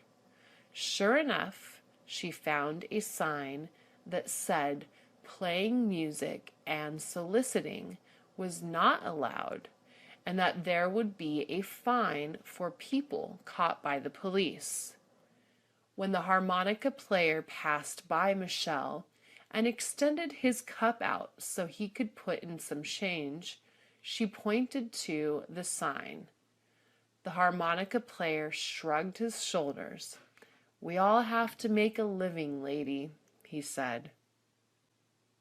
School was over for the year. This meant that the school's after-school program, which kept Adriana's daughter, June, in school until she was done with work, was also over. The after-school program was convenient because June didn't have to leave the school. Adriana didn't have to worry about her daughter being home alone. The after-school program also made sure that June did her homework. This made Adriana's job as a single mother so much easier. All she had to worry about when she picked her daughter up from school was dinner. One of the best things about the after-school program was the cost. It only cost $30 a month. The school did not offer a summer program. Adriana did not have a summer vacation from work, so she needed to find a program that would watch June while she was working. Hiring a private babysitter was too expensive. Another mom from June's school gave Adriana information about a local recreational center that was offering a summer program for school-age kids. The program was not as expensive as other summer camp programs, but was more expensive than after-school cost, though. The summer program cost $50 a week. Adriana didn't know how she could afford the program. June didn't understand the sacrifices her mother had to make for her. She was just excited to attend the summer program. She had never been in summer camp before. June was especially excited because her friends would be there with her. Sometimes summer was boring, especially since her mom worked all day. June heard there would be games and crafts. She was going to make something nice for her mom to thank her. Emma felt really bad when someone from her daughter Jessica's school informed her that Jessica needed special education services. Emma felt like she had failed as a mother. It was true that Jessica was always delayed when it came to learning to talk and walk. Emma just thought that her child was different. Every child develops at its own rate. Jessica was 5 years old now, but still was not speaking in complete sentences. Jessica would not be attending a regular kindergarten in a regular school. Instead, she would be attending kindergarten in a special education school. While this bothered Emma at first, she soon learned to appreciate the school. Jessica had a specialized learning plan called an Individualized Education Plan, or IEP. This plan set up specific goals for Jessica, like learning how to feed herself. Jessica also received a lot of individual attention. Instead of her being in a classroom with 20 students, there were only 8 students in her class. All of these students also were delayed, like Jessica. In addition, the class had 2 teachers' assistants to help the classroom teacher. The special education school also scheduled speech therapy sessions for Jessica. Once a day, a specialist would come in and work with Jessica to help her practice learning how to move her mouth and tongue and ask for what she needed and wanted. An occupational therapist helped Jessica learn to feed herself and other age-appropriate self-sufficiency skills. A physical therapist also came in to help Jessica. Emma may have been embarrassed at first that her daughter was in a special education school, But after a year, Emma realized it was the best thing for her. While Jessica still was a little behind other kids of her age, at the end of kindergarten, she was able to attend a non-special education school. Chris knew many of the fathers made fun of him. He was pretty sure some of the mothers did too. He was the president of the Parent-Teacher Association at his daughter's school. He organized all the bake sales, book sales, and met with the school principal regularly to share concerns he heard from other parents. This is not why parents made fun of him. Other parents made fun of him because this was all he did. Chris was a stay-at-home dad. His wife, Maureen, had a demanding full-time job working for an investment bank. She made an excellent salary, but the job meant going in early and coming home late. Chris was never good at holding a regular job. He got bored easily. He'd rather focus on his daughter and what was going on at her school. He became the main caregiver. Chris handled all of the household duties. He took his daughter to and from school. He did all the grocery shopping and cooked all the meals. He cleaned the house and helped his daughter with her homework. Everyone in the neighborhood called Chris Mr. Mom. There were other names Chris heard people calling him, like house husband and house spouse. Chris didn't mind his role at all. He felt secure as a man. He didn't believe that a woman's place was in the home. He was glad that his wife loved her job and worked hard. He worked hard too. He just didn't get a salary like Maureen did. He was happy being paid the love and appreciation from his family. Sometimes Chris felt lonely though. When he took his daughter to the park, there were no other dads around. He felt strange talking to the mothers. He didn't want them to think he was hitting on them or trying to pick them up. December is truly a special time.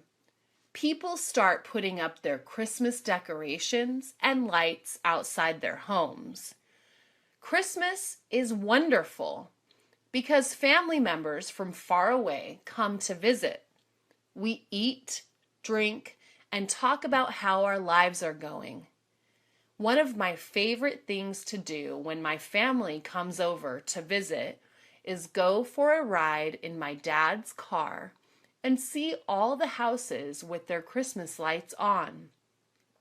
Last year, my dad told us that he had seen a neighborhood with the whole block filled with houses with lights. We decided to go see them. The whole family crammed into 2 cars.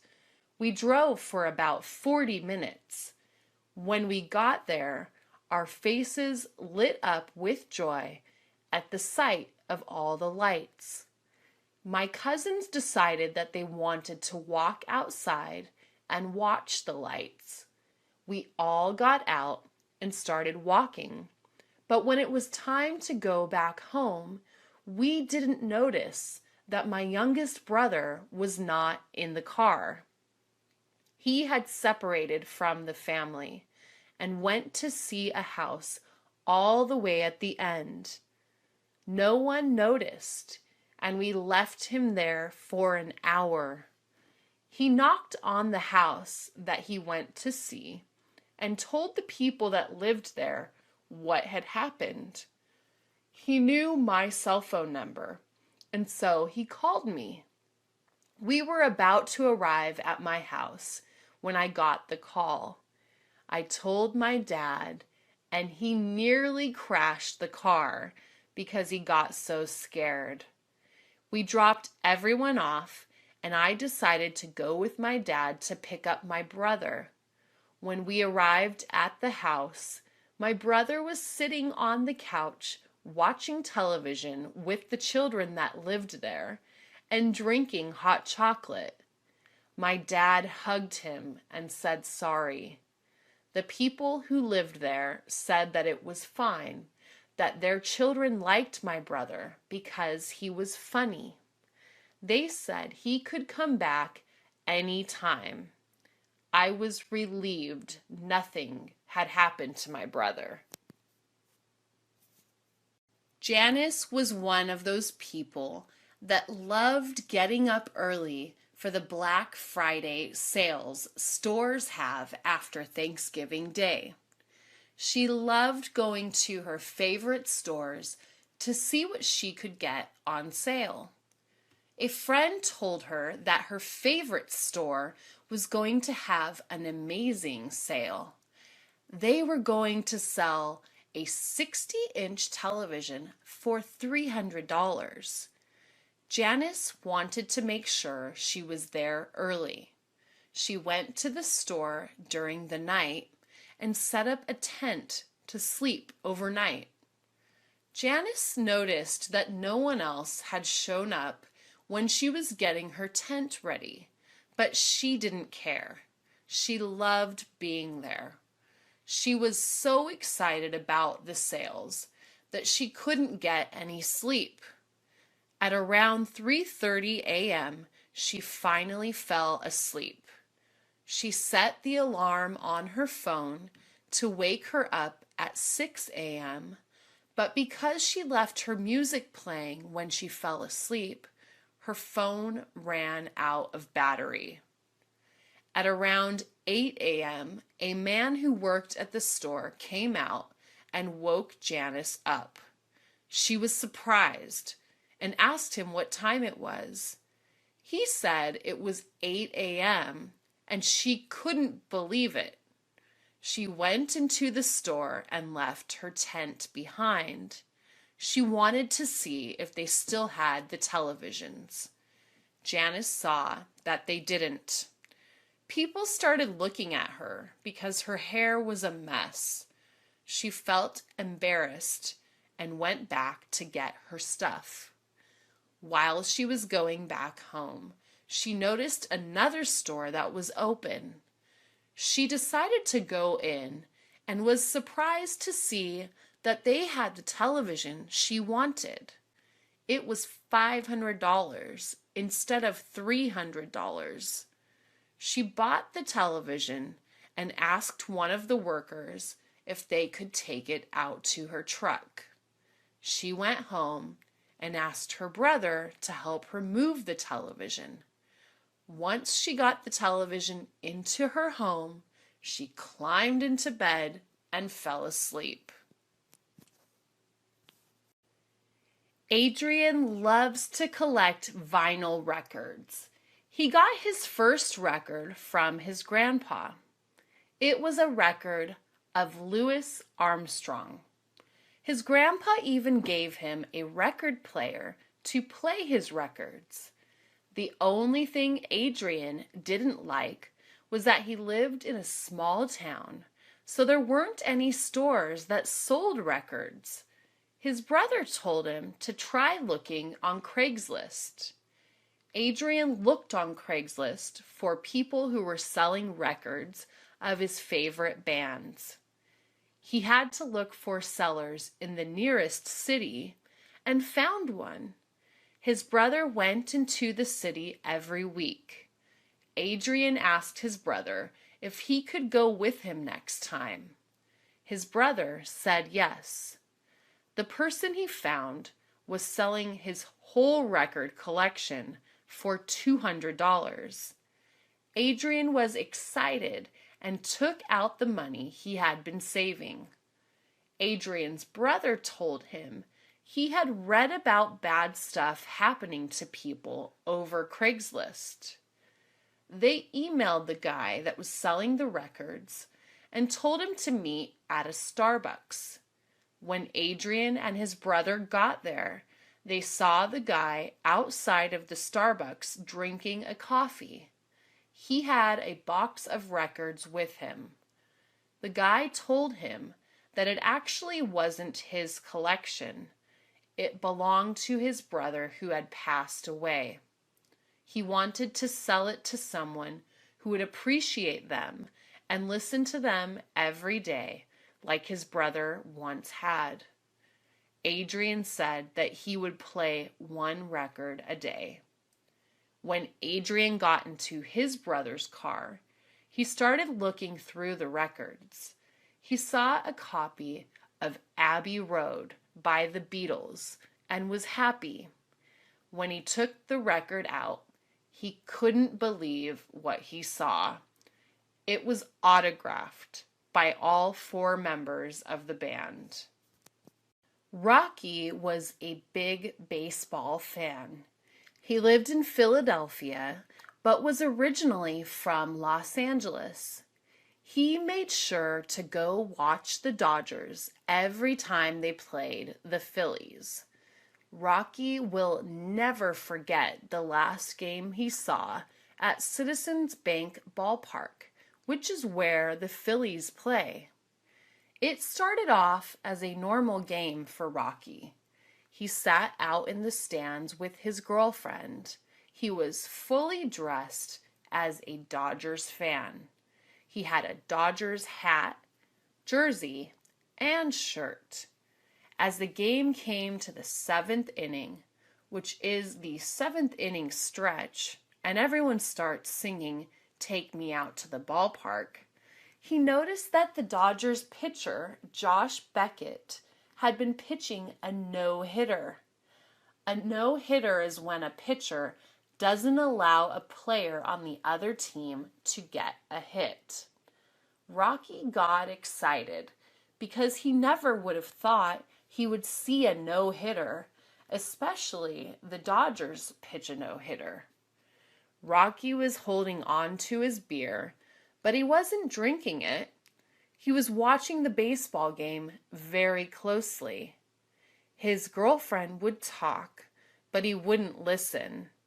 As Beckett threw the final pitch, Rocky held his breath. He saw that it was a strike and jumped out of his chair. He even spilled some of his beer on his girlfriend, but she didn't care. She was happy as well. Rocky was thrilled. He started yelling loudly. He celebrated with other Dodger fans that were there and drank the rest of his beer. When he got home, Rocky turned on the television. He put the highlights of the game on ESPN and saw that he had come out on television. His girlfriend saw it and was excited. It was the best ending to the best baseball game he had ever been to. Age doesn't matter when it comes to helping out the needy. Shane is a 9-year-old boy that loves to help out.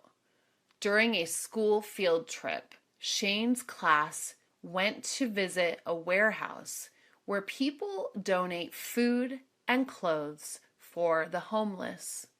Shane was inspired by the workers he saw there. When he got home, he told his mom all about his field trip. Shane told his mom that he wanted to go help out. A week later, Shane's mom told him the good news. They were going to help out at a local kitchen that gave food to the homeless. Shane got excited. He got his coat and shoes. As Shane and his mom were getting to the local kitchen, Shane saw how all the homeless people were living. He saw the tents in the street and how some people didn't even have shoes. He got sad and told his mom that he was going to make sure everyone had shoes, food, and blankets. When they got inside, the manager of the kitchen thanked Shane and his mom for coming down to help. They started serving food to the homeless, and everyone that passed by thanked Shane for coming down to help. Shane felt safe and started talking to the homeless people. He told them that he wanted to help them. When they finished, Shane didn't want to leave, but they had to. Shane told his mom that he wanted to do more. During school, Shane asked his teacher to let him say something to the class. He told them about what he had seen. He asked his friends and his teacher if they had any clothes they didn't wear anymore, so that he could donate them. His friends brought some clothes the next day, but his teacher did something better. She brought her friend, who was a reporter, and ran a story on Shane about how much he wanted to help out the homeless. Thousands of people donated clothes and food. Shane and his mother couldn't believe it. It has always been a dream of mine to visit New York. My parents always talked about going to New York, but we never went. I loved a lot of things about New York, but one thing that I really wanted to see was the Statue of Liberty. My parents aren't from the United States, but I was born here.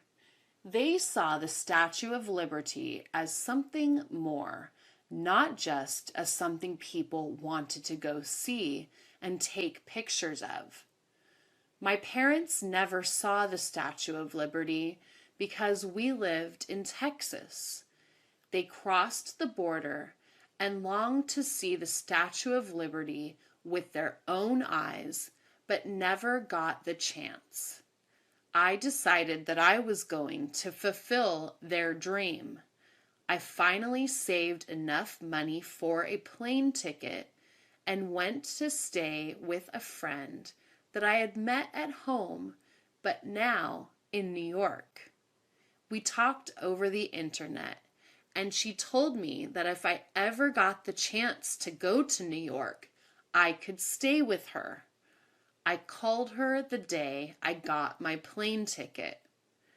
"Guess who's going to New York?" I said. She started yelling and saying that it was going to be a lot of fun. I told her that my first stop had to be the Statue of Liberty. She told me that she couldn't wait. When I got out of the plane, I couldn't believe how cold it was. I got my luggage and met my friend outside of the airport. I hugged her and we got a taxi to take us to her home. When we got to her house, she showed me her room and told me we would be leaving for the Statue of Liberty in an hour. I took a shower and put on 2 sweaters. We got a taxi and went to see the Statue of Liberty. It took a while, but we finally got to the island.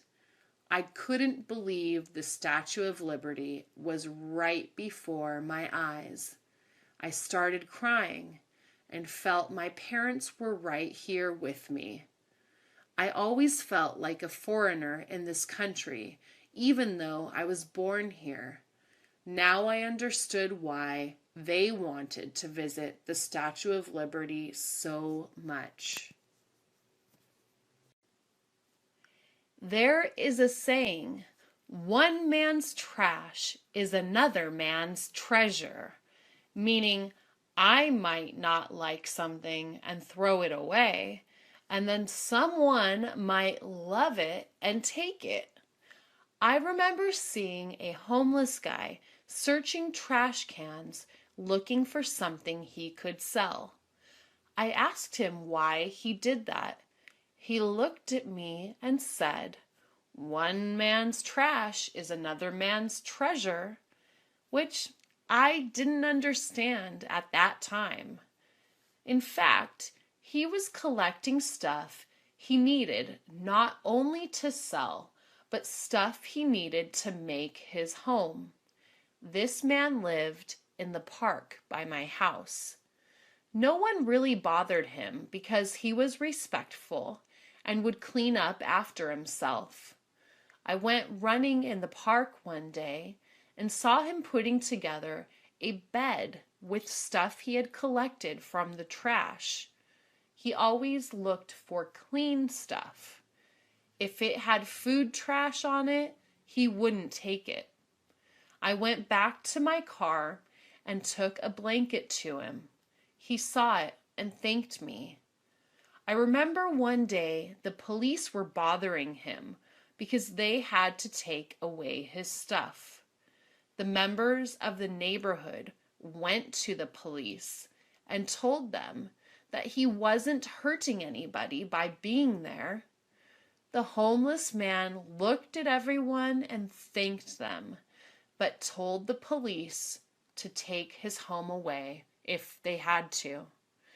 I know you guys are just doing your job. Go ahead, he said.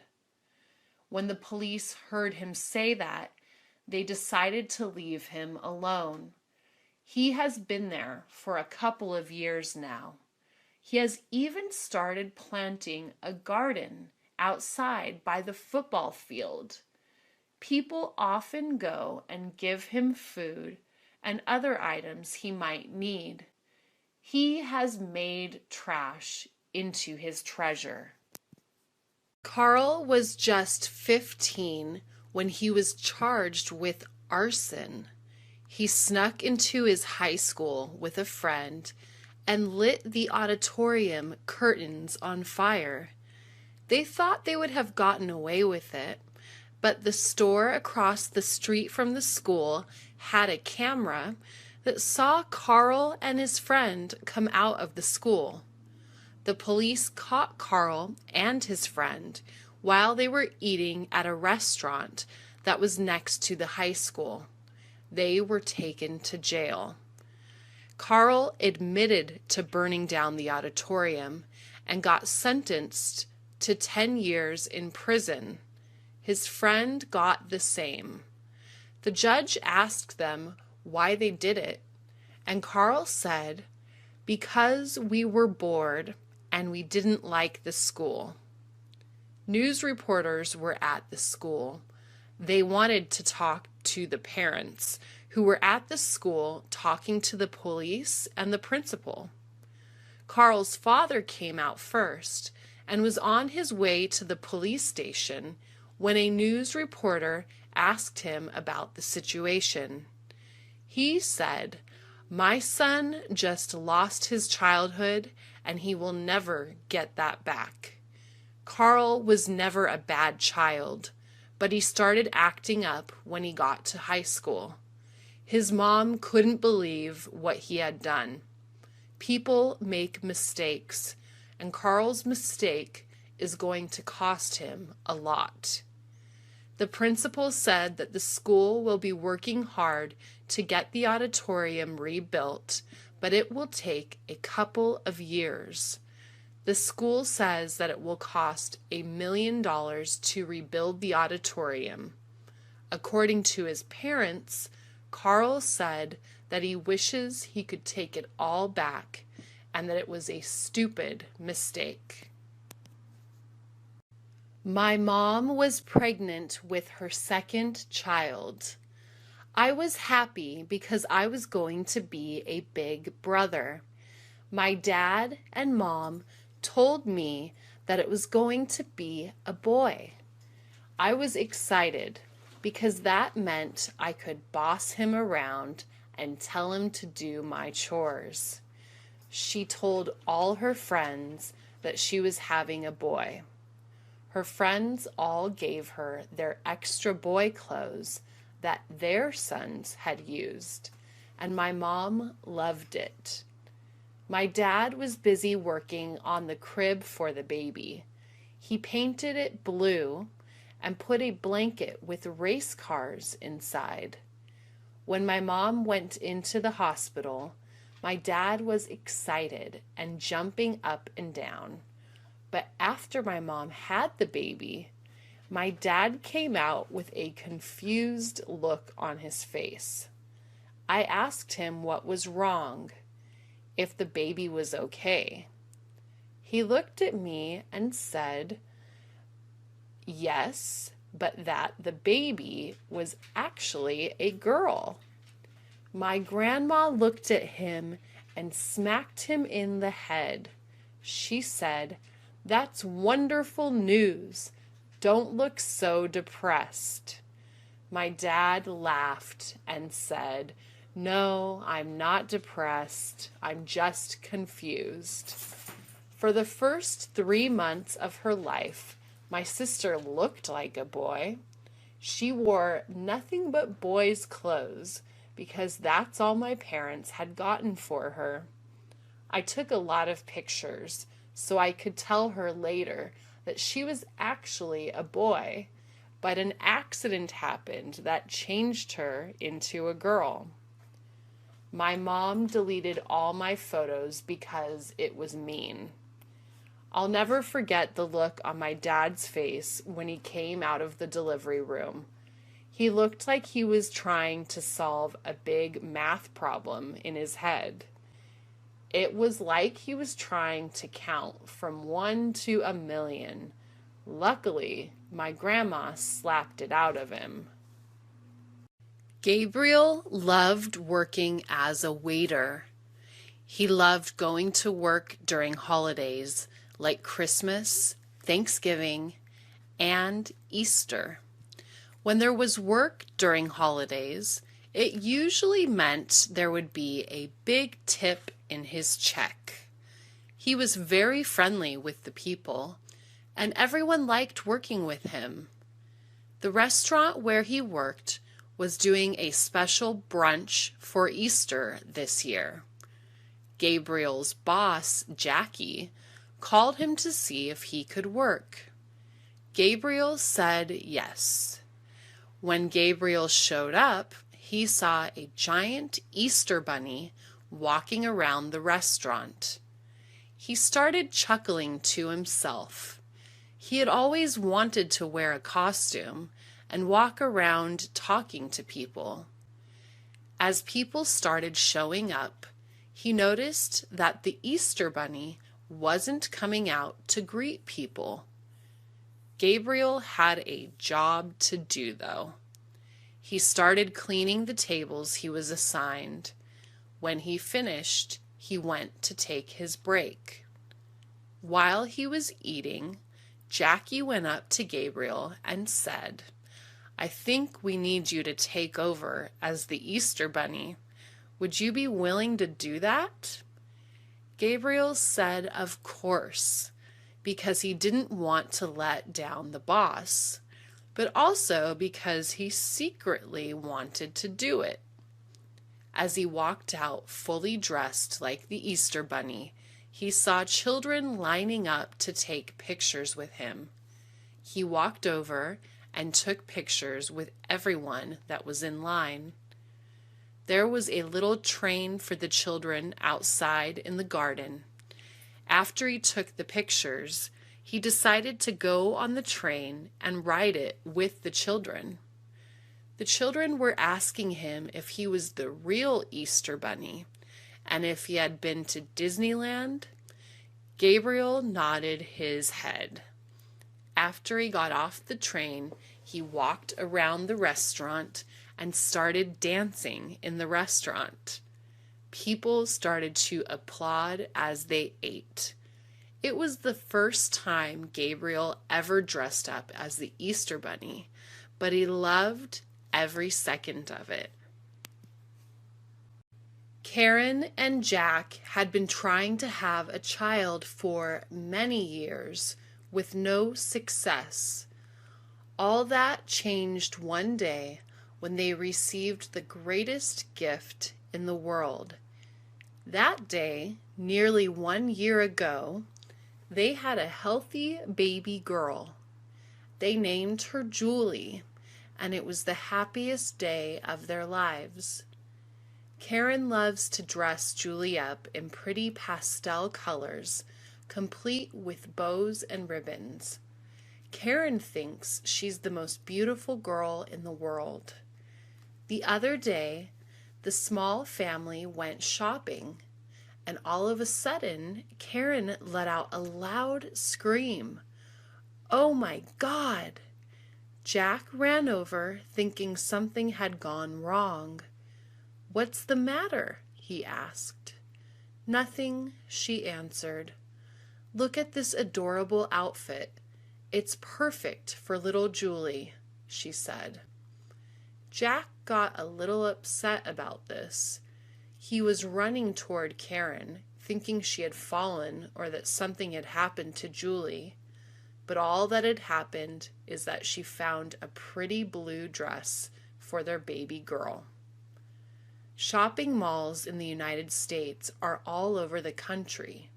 Some are very large, but most of them have anywhere between 50 to 100 shops each. They are places people go to eat and shop, or go to see a movie, or just hang out with friends. American teenagers love these places, especially in Los Angeles when it gets very warm. The kids go there to cool off. It was no surprise Karen wanted to go there to buy little Julie her dress. If shoppers don't find what they are looking for in one shop, there's always another one close by at a shopping mall. Karen kept talking about how perfect the outfit she found was, and that she absolutely had to find the right shoes to go with it. Of course, she did find those shoes, and that made her very happy, and Jack too. Julie is going to look so pretty in her new outfit. This is how Josh met his girlfriend. He was 12 years old and in the 7th grade. He had known Diana since she was a little girl, but he was shy and never talked to her. She was very pretty, and Josh was afraid to say anything to her because he thought she wouldn't like him. Josh had no self-confidence when he was a kid. He finally got the courage to talk to her one April day. The school was right on a busy street, so a crossing guard helped students cross to the other side. The guard carried a sign over his head that said, "Stop," so that cars would not hit anyone. The rule was that no one could cross the street without the guard, so everyone always waited. One day, Josh got to the corner and the crossing guard was gone, so he decided to cross the street alone. That's when he heard, "Hey, you're not supposed to cross the street alone." It was the crossing guard. Josh didn't see him because the guard was behind a bush tying his shoes. Josh was so scared.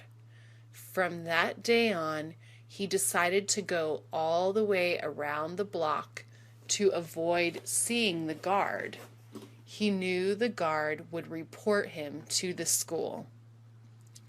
What happened next was something he could not believe. It turned out Diana went around the block too, but Josh didn't know that then. He accidentally ran into her one day, and they started to talk. One thing led to another, and soon Josh was looking forward to going home the long way. They started walking together, and Josh discovered Diana was just as shy as he was. They walked and talked every day and began liking each other. Soon they began telling everyone that they were boyfriend and girlfriend. This just shows how something good could come from something bad. One of the best games children play in America is hide and seek. You didn't need anything to play, and you could play for hours without getting bored. Another great thing about hide and seek is that anyone could play. Boys, girls, young, and old. Hide and seek was great. All you needed was a little imagination and a sense of adventure. The way the game is played is simple. I remember the first time I played. I came up to some of my brother's friends who were playing in the neighborhood. "Hey, what are you guys playing?" I asked. "We are playing hide and seek," said Robert, my brother's best friend. "Can I play?" I asked, even though I didn't really know the rules. After a while, the boys let me play. The object of the game is to hide from one of the players. This person closes his eyes and counts to 10 out loud to start the game. While he or she is counting, the rest of the kids run to find a hiding place.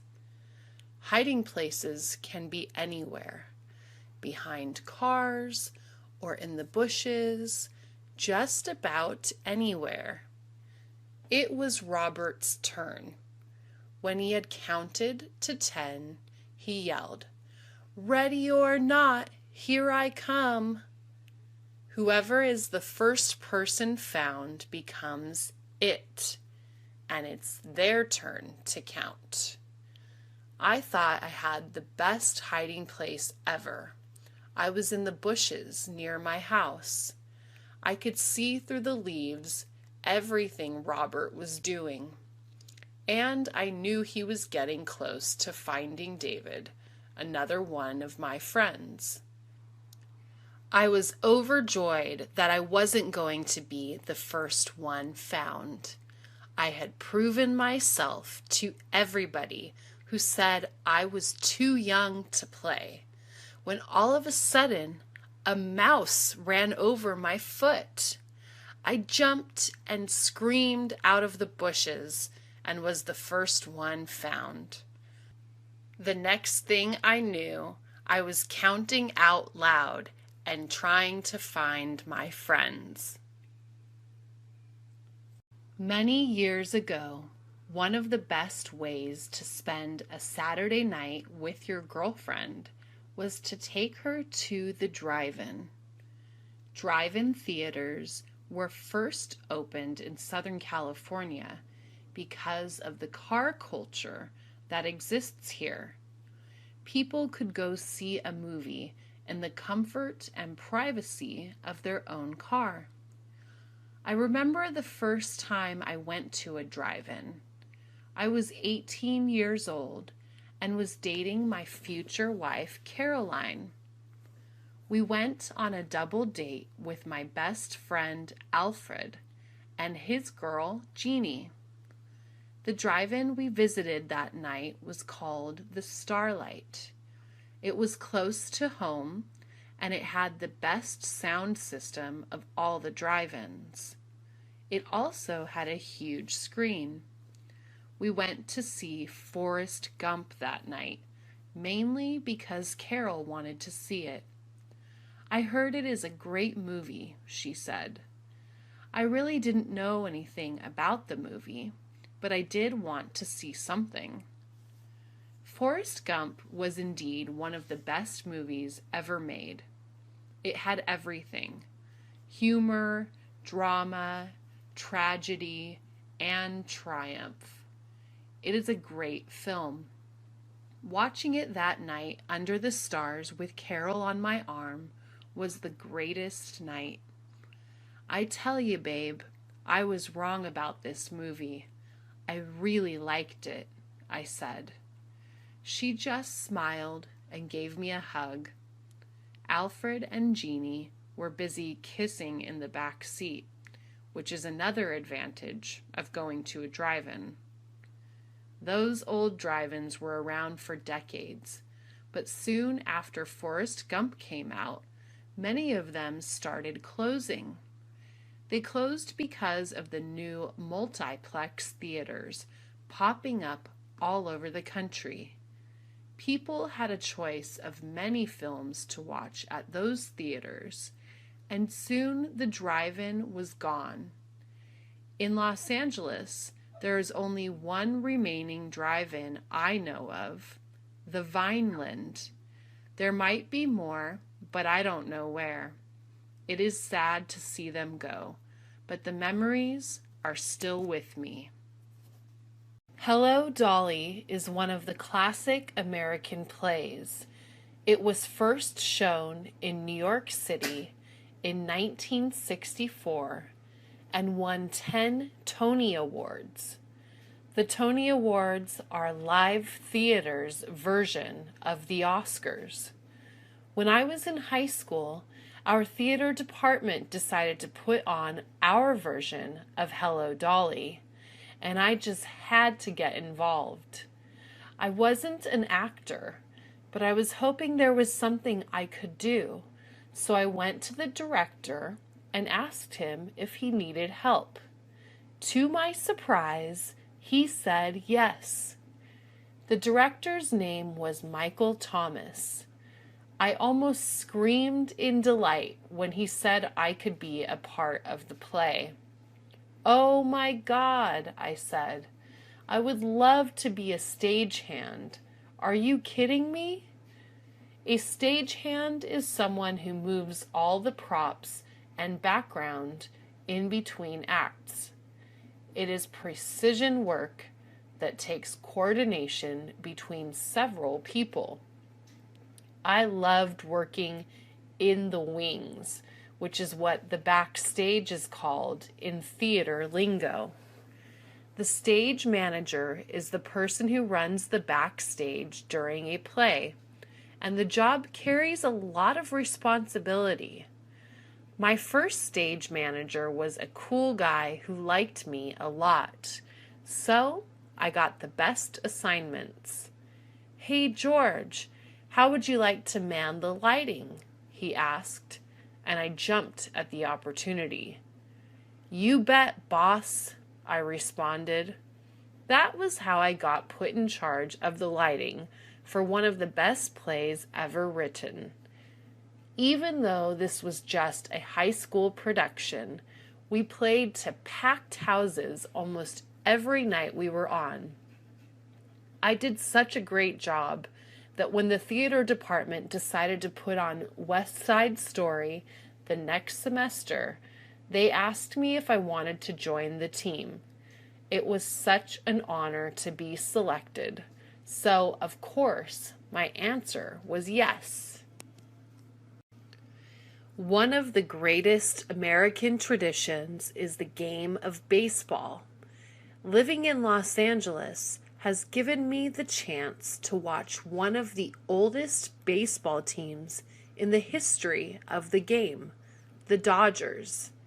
The team came into existence in New York City in the 1880s when they were known by several names. Until 1956, the Dodgers played in Brooklyn, New York. But in 1957, the team moved west to Los Angeles, and it has played there ever since.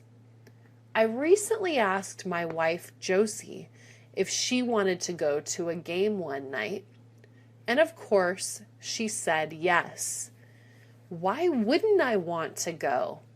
The weather is great, and the stadium is beautiful. Besides, I think we need a break in our routine, she said. You're absolutely right, baby. Let's go, I said.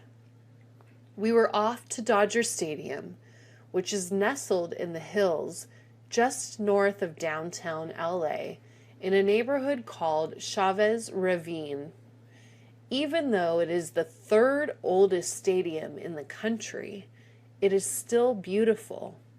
Wow, this place never gets old, I said as we got to our seats. Josie, Agreed.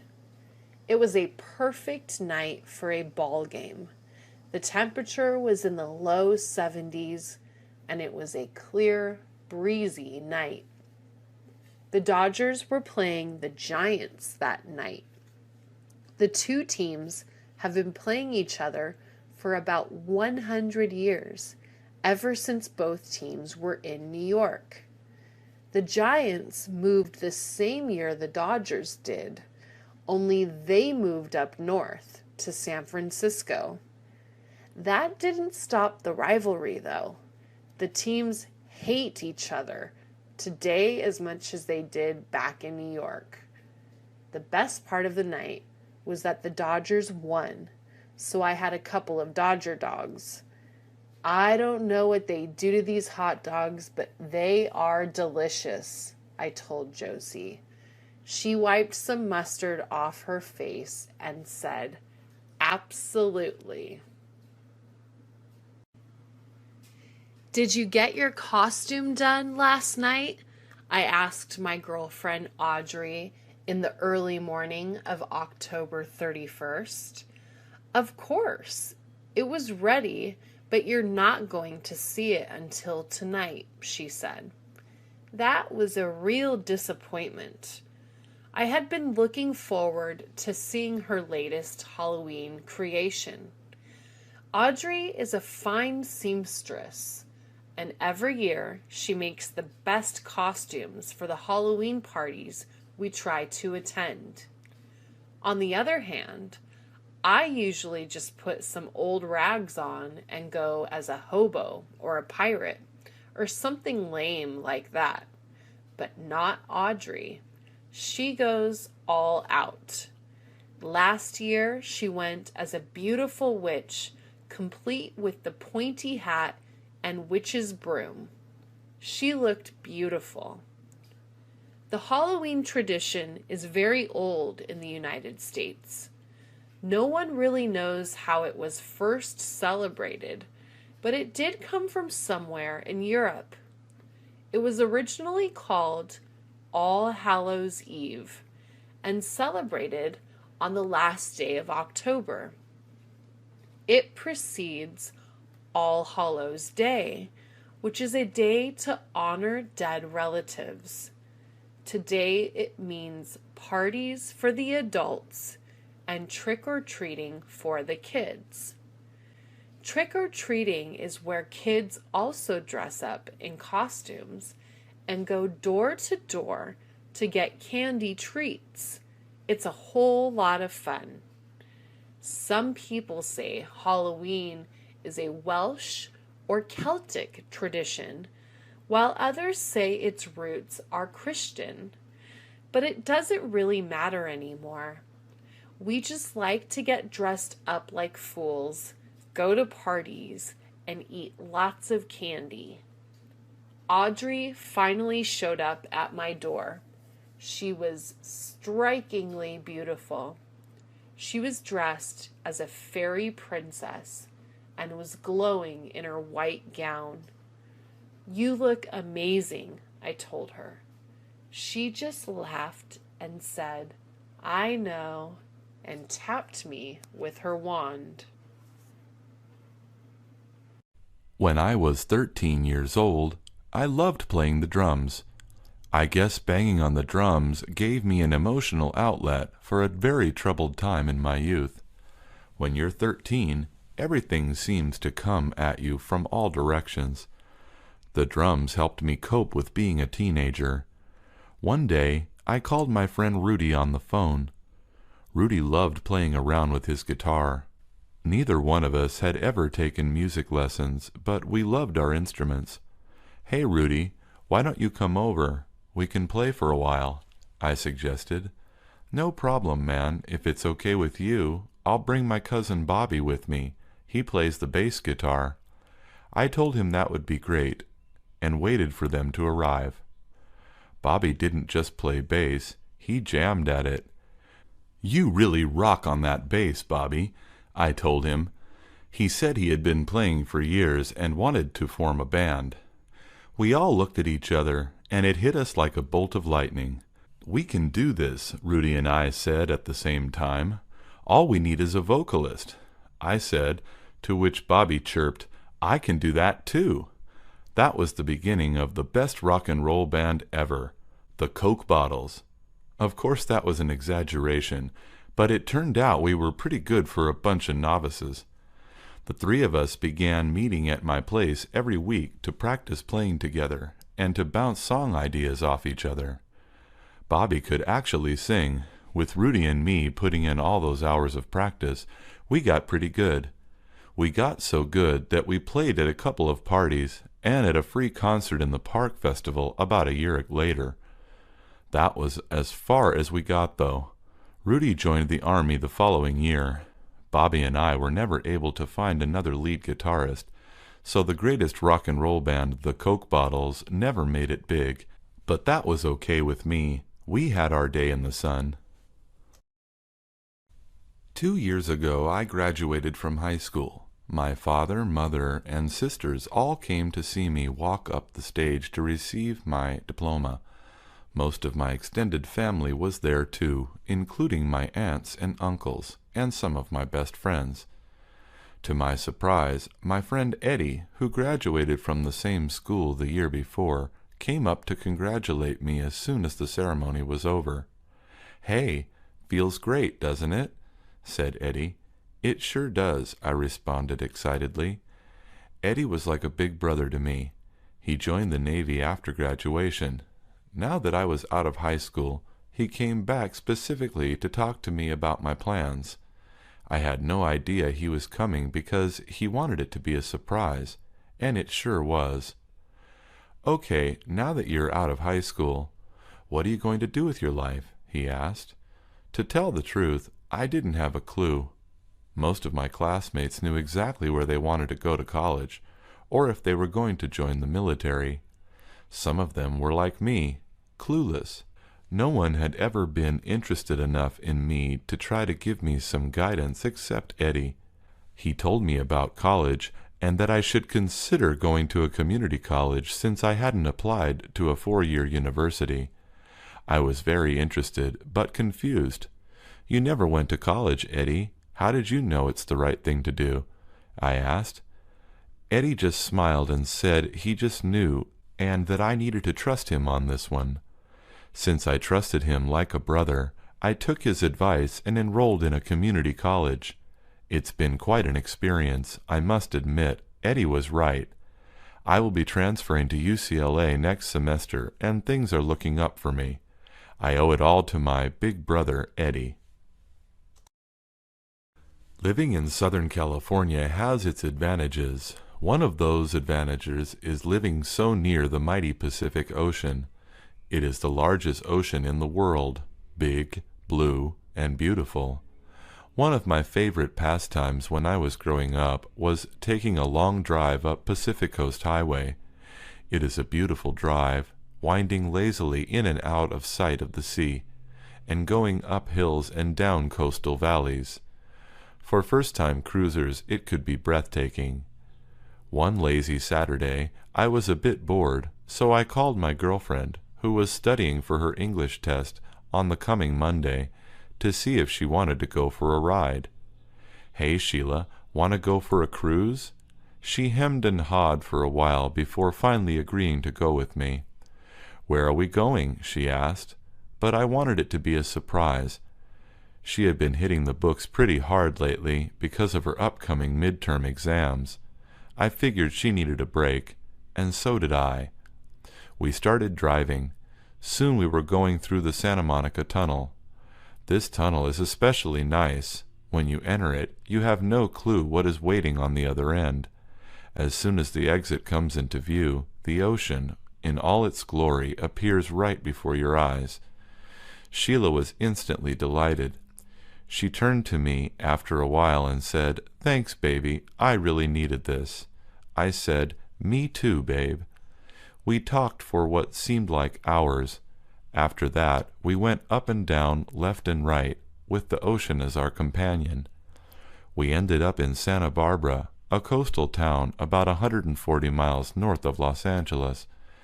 It was getting late, so we decided to stay for the night. Santa Barbara is a college town, so it's pretty easy to find affordable rooms to spend the night. That was one of the best nights of my young life. Mary was a girl with long brown hair and pretty eyes. Every evening she would take her dog out for a walk. Mary's dog was a beagle. She had named him Buddy because he was so friendly to everyone he met. Buddy never barked or bit anyone when Mary took him out on walks. Buddy did not even flinch at the sight of cats and other dogs. He truly was a buddy to all. One night, as Mary was walking Buddy, something unexpected occurred. For the first time in his life, Buddy became aggravated.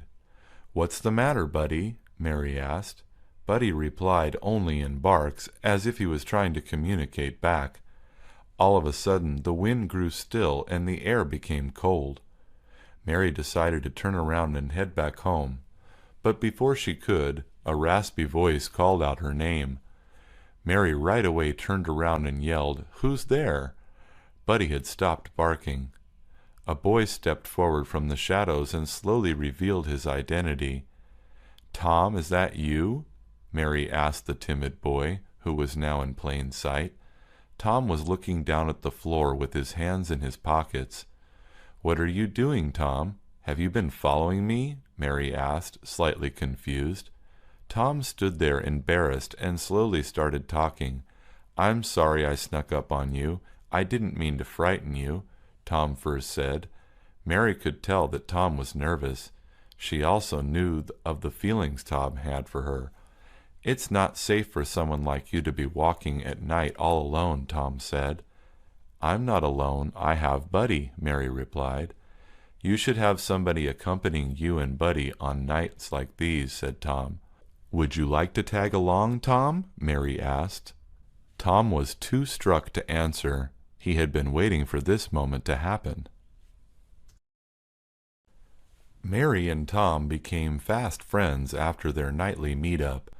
Every night at 7 o'clock, Tom would pick up Mary at her house and the two would walk Buddy around the neighborhood for about an hour.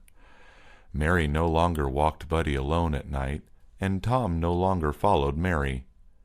One night, as they were walking, Buddy, Mary, and Tom decided to grab a bite to eat because they were hungry. "Where do you want to eat?" Tom asked Mary. "Let's go to Pizza Mountain," she replied. "I don't feel like eating pizza right now," Tom said. "Do you have any suggestions?" Mary asked.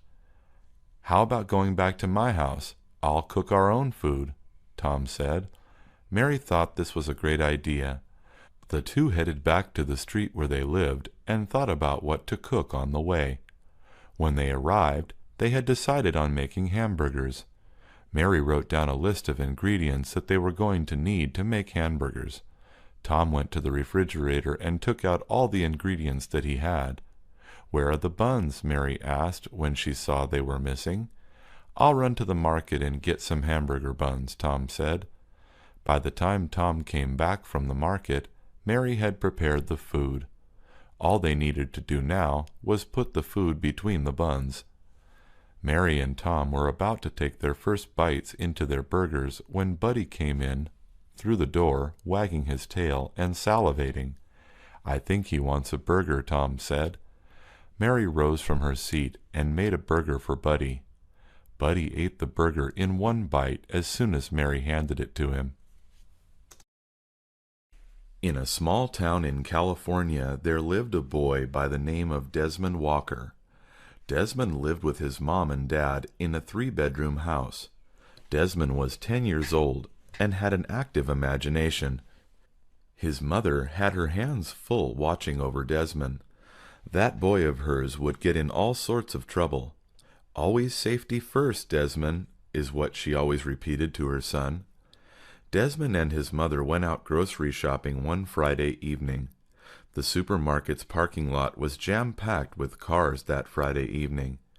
"Stick close to me, Desmond," said his mom as they entered the supermarket. Desmond's mom asked him to fetch a shopping cart. He grabbed a shopping cart and started heading back to where his mom was. Desmond then hopped on the shopping cart and raced away at top speed. "That's not too smart, Desmond," said a voice in Desmond's head. Desmond stopped and began pushing the cart like before. He remembered what his mom always said to him, "Always safety first." After Desmond handed the cart to his mother, the two headed towards the dairy section to grab some milk. "Desmond, stay close to me," Desmond's mom said. The supermarket was bustling with shoppers. Desmond stood close to his mother as they treaded carefully through the hordes of people. Then, in an instant, Desmond thought of running away and hiding from his mom as a trick. Just as he was about to do so, Desmond heard the voice again. "That's not a good idea, Desmond," the voice said. Desmond had remembered his mom's golden rule. Always safety first. "You've been such a good boy today," Desmond's mom said to Desmond. Desmond said thank you and was treated to ice cream as a reward. Eddie loved to play the guitar. His favorite kind of music to play and listen to was rock and roll. Eddie had been playing the guitar since the age of 13. He had an older brother who also played the guitar. It was his older brother who first taught him how to play the guitar. Eddie, now 17 years old, aspired to be a famous musician one day. He knew he could not do this by himself, so he set out on a talent search for someone to play alongside with him. One day, Eddie met another guitar player named Jake. Jake was around the same age as Eddie. Both Eddie and Jake shared a similar taste in music. When Eddie asked Jake if he would like to form a band, Jake said yes. "What's the name of our band?" Jake asked. Eddie had not thought of a name for the group yet. "I'm open to any suggestions you might have," Eddie said to Jake. The next day, Jake thought of a perfect name. Eddie liked the name as soon as he heard it. From then on, the name of Eddie and Jake's band was Jet Sam. Eddie and Jake started learning how to play songs on their guitars together. Although they both listened to a variety of rock groups, they focused primarily on learning the songs of their favorite ensemble, the Beatles. Almost everybody loved the Beatles.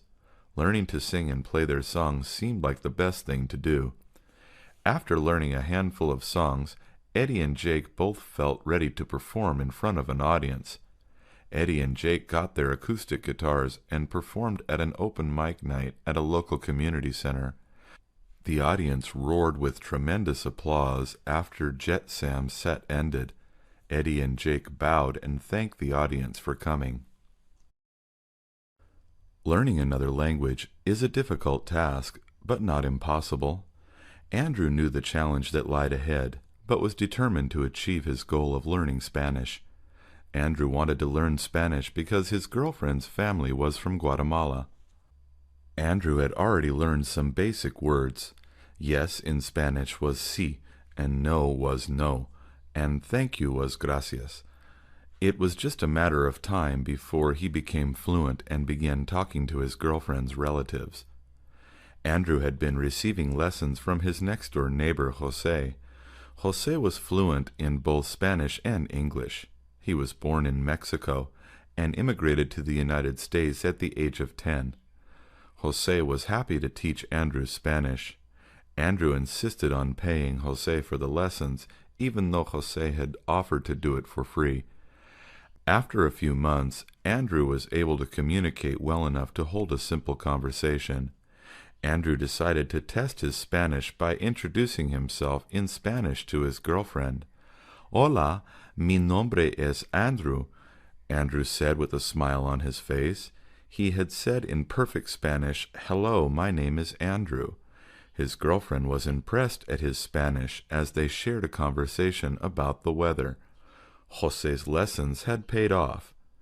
Andrew realized that if he wished to keep progressing in learning Spanish, the best thing to do was enroll in a Spanish course at the community college. That's exactly what he did the following day. Andrew asked some of his friends if they would like to learn Spanish with him at the community college. "No, thank you," most of them said. Andrew's friends thought it would be too hard to learn Spanish. Little did his friends know that Spanish wasn't that hard to learn. Andrew had learned this firsthand. It's never too late to learn. Emily Johnson had turned 30 when she decided to go back to college to finish her degree. 10 years had passed since she last attended East Los Angeles College. It had been her dream to finish her 2 years in ELAC and transfer to Cal State LA. Emily was not able to finish because she started working. Even though Emily found a good job, she still had the urge to complete her education. After all, what kind of example would she be setting for her daughters by not receiving her degree? Emily wanted her children to succeed by going to college and getting a better career than she had. Emily was aware of the difficulties of going to school while working and taking care of 2 daughters. She braced herself and accepted the challenge. She went to work during the daytime and went to class in the evening after taking her daughters to her mother's house. Emily had to maintain this routine for 1 year in order to transfer. Sure enough, she made it through and was accepted into Cal State LA. Emily's time at the university was slightly more grueling compared to community college. She had been studying sociology. The same challenges presented themselves again. Emily had only completed her general education classes at community college, and now the focus was in her subject of interest. Emily passed all her classes with flying colors in a span of 2 years. It took all of her dedication and willpower to finish her education. Emily received her bachelor's degree in sociology. Her daughters would look up to their mother in the years to come and realize that it's never too late to go back to school.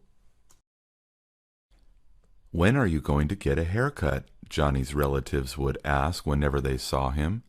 Johnny's reply was always the same: "When pigs start to fly." Although Johnny was aware that his relatives thought he was funny, he was also aware of their concern regarding his shoulder-length hair. Johnny's hair was black and wavy. He began growing it after high school. 2 years had passed since then, and Johnny had no intention of cutting it any time soon. Johnny loved his long hair, and took good care of it. Every day he would wash it and brush it 50 times. Johnny felt so cool with his long hair. It made him look like a rock star. While in high school, Johnny always had short hair. Although it did not look unappealing, he was not too fond of his short hair and desired to grow it out one day. He made a promise to himself to do so after graduation. Johnny had gone through with his promise. Johnny's hair received plenty of attention. As he walked down the street, he often heard "Nice hair, kid," from strangers. "Thank you very much," Johnny would reply, feeling flattered. Once Johnny passed a group of girls who giggled and looked at him. "I like your hair," one of them said to Johnny as he walked away. Being the cool cat that he now was, Johnny loved every minute of having long hair.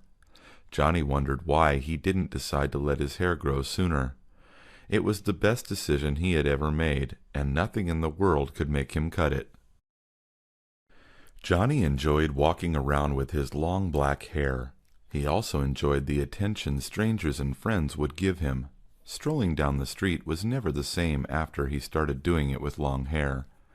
Johnny never wanted to cut his hair short ever again. He could think of no good reason to do so. This would all change with one conversation on a Saturday morning while having breakfast with his parents. It seemed like any other regular Saturday morning at Johnny's house. Mom was cooking pancakes, Dad was reading the newspaper, Johnny was waiting, sitting at the table drinking some orange juice. "Johnny, it is time for you to get a job," Johnny's dad said all of a sudden, without any warning. Johnny nearly spit out his orange juice after hearing his dad's startling remark. "What?" Johnny said after gulping. "There comes a time in every boy's life when he must finally cut his hair and get a job," Johnny's dad told him. "But Dad," Johnny said, trying to reason. "No buts," Johnny's dad snapped. That afternoon, Johnny's parents took him to a barber shop to get a haircut. He tried his best to hold back his tears on the way to the barber shop. Johnny reluctantly sat down on the barber's chair, wearing a frown on his face. "Why the long face?" asked the barber. "He doesn't want to get a haircut," Johnny's mom replied. "It's just hair. "It'll grow back one day," the barber said, trying to cheer him up. The following week, Johnny was hired at McDonald's. He had neat, short hair. Tony was really excited to see his friend Kevin. They had been friends since elementary school all the way through high school. When they started college, they both headed their separate ways. Tony wanted to study electrical engineering, and Kevin wanted to become a doctor. Their career choices led them into different directions, but their friendship was still intact. Tony and Kevin had been very close friends in elementary school. They started their friendship while doing a small painting assignment. When Kevin noticed Tony painting a really nice rocket, Kevin complimented him on it, and the two started talking about their interests in other things. What really kept them together at that moment was when Tony acknowledged Kevin's reaction when Tony accidentally dropped his set of paints on the classroom floor. Tony was embarrassed and terrified, but Kevin wasn't hesitant to help him out by cleaning it up. Growing up, Tony and Kevin shared similar interests. When they were in elementary school, they both shared a dream of becoming astronauts and flying in spaceships to discover unknown galaxies and unknown life forms. In middle school, they both shared the dream of becoming famous basketball players. Then, in high school, they both had the urge to become famous rock stars. It wasn't always a cheerful friendship. Sometimes they both fought and shared different views about different things. Despite their differences, Tony and Kevin didn't tear their friendship apart. In moments of grief and doubts, they were there to support each other. Tony and Kevin have both recently received their bachelor's degree. They have kept in contact up until now, and have decided to get together and catch up on lost time. Sandra was an 8-year-old girl. Her best friend used to be her neighbor, who had unfortunately moved to another state about a month ago. Sandra was upset about her friend's move. They still send emails and text messages to each other to keep in contact, but she already felt their friendship falling apart. Recently, a new family had moved into the house where her friend used to live in. It was a family of 4, a married couple with 2 children. One of the children was a 5-year-old boy, and the other was a girl who was 1 year older than Sandra. Sandra's mother and father had gone over to introduce themselves as neighbors. Sandra's mother suggested Sandra head over to do the same. Sandra was not fond of the idea. Nonetheless, Sandra's mother insisted and forced her to introduce herself to their new neighbors. When walking over, Sandra noticed the 5-year-old boy of the neighbor's family playing in the mud in their front yard. Sandra approached him and said, "Hi, I'm Sandra. We are neighbors. What is your name?" The boy looked up at Sandra and yelled, "I'm Benjamin." He then flung a mud ball at Sandra. She screamed in shock. Benjamin's older sister then ran out of her house to see what was going on and noticed Sandra with mud all over her shirt. Benjamin's sister apologized to Sandra and scolded Benjamin, saying, "Benjamin, apologize. Why did you do that?" Benjamin replied, yelling, "Because she killed my men and stepped on my castle." Sandra then noticed that she was standing right on his toy soldiers. Sandra then apologized, and Benjamin's sister began to laugh at her and said, "Don't worry about it. I'm Jessica. What's your name?" The two began talking. It was the beginning of a new friendship. Carla had just moved to the city and enrolled her 8-year-old son Gavin in a new school. Carla used to be a very active participant in the school community. She always volunteered in the classroom, went to parent-teacher association meetings, and chaperoned on class trips. Carla wanted to do the same thing at the new school her son was attending. She felt it was a good example for Gavin, and it helped her be more in tune with whatever was going on at the school. The new school, however, had different rules. Carla couldn't just show up in the classroom and offer to help. She couldn't even offer to chaperone on class trips. District regulations required her to be fingerprinted. The school district would then run a background check on Carla based on the fingerprints. The school district had very strict rules about allowing people with criminal convictions to volunteer in the school. While it didn't cost Carla anything to get fingerprinted, the fingerprinting office had very limited hours. She also couldn't just walk in when it was convenient for her. She had to make an appointment. The fingerprinting office was also located very far from where Carla lived. She would have to take 2 buses to get there. Carla also had to get a tuberculosis test. The TB test was easy. It was just a little prick on her lower arm, but this required another separate appointment at a separate location. The test didn't cost Carla anything, but again, the office where she had to go was far.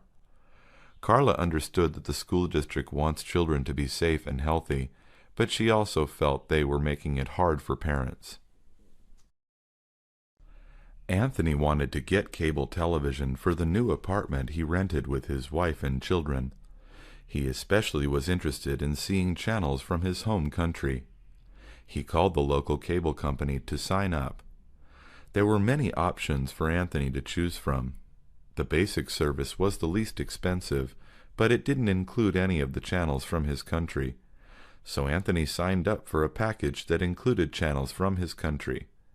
However, that package didn't include cartoon channels that his children liked to see.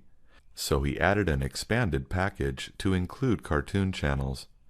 That still left out channels that showed certain series that his wife liked to see. So Anthony signed up for a special promotion that included a premium channel for 1 month free. The customer service representative set an appointment to send a technician to Anthony's house in a week. The appointment wasn't for an exact time. Instead, the customer service representative said that the technician would come between noon and 2 in the afternoon. When the technician arrived, he set up a converter box and a digital recorder box to the family television in the living room. The technician gave Anthony a remote and a channel guide. Anthony had to sign some papers before the technician left. Anthony, his wife, and their children enjoyed the hundreds of channels they now had thanks to cable. 1 month after the technician came and installed all of the equipment, a bill arrived. The bill totaled almost $200. Anthony could not afford to pay that much on a monthly basis. He discussed it with his wife. They decided not to keep the channels from their country and the premium channels his wife enjoyed. The only extra channels Anthony kept were the cartoon channels for his kids. Frank just moved from an apartment into a small house with his family. When he lived in a 6-story apartment building, dealing with the trash was easy. Frank usually just dropped a bag of garbage down the trash compactor chute. There was 1 trash compactor chute on every floor of the building. The chute was in a small room located next to the elevator.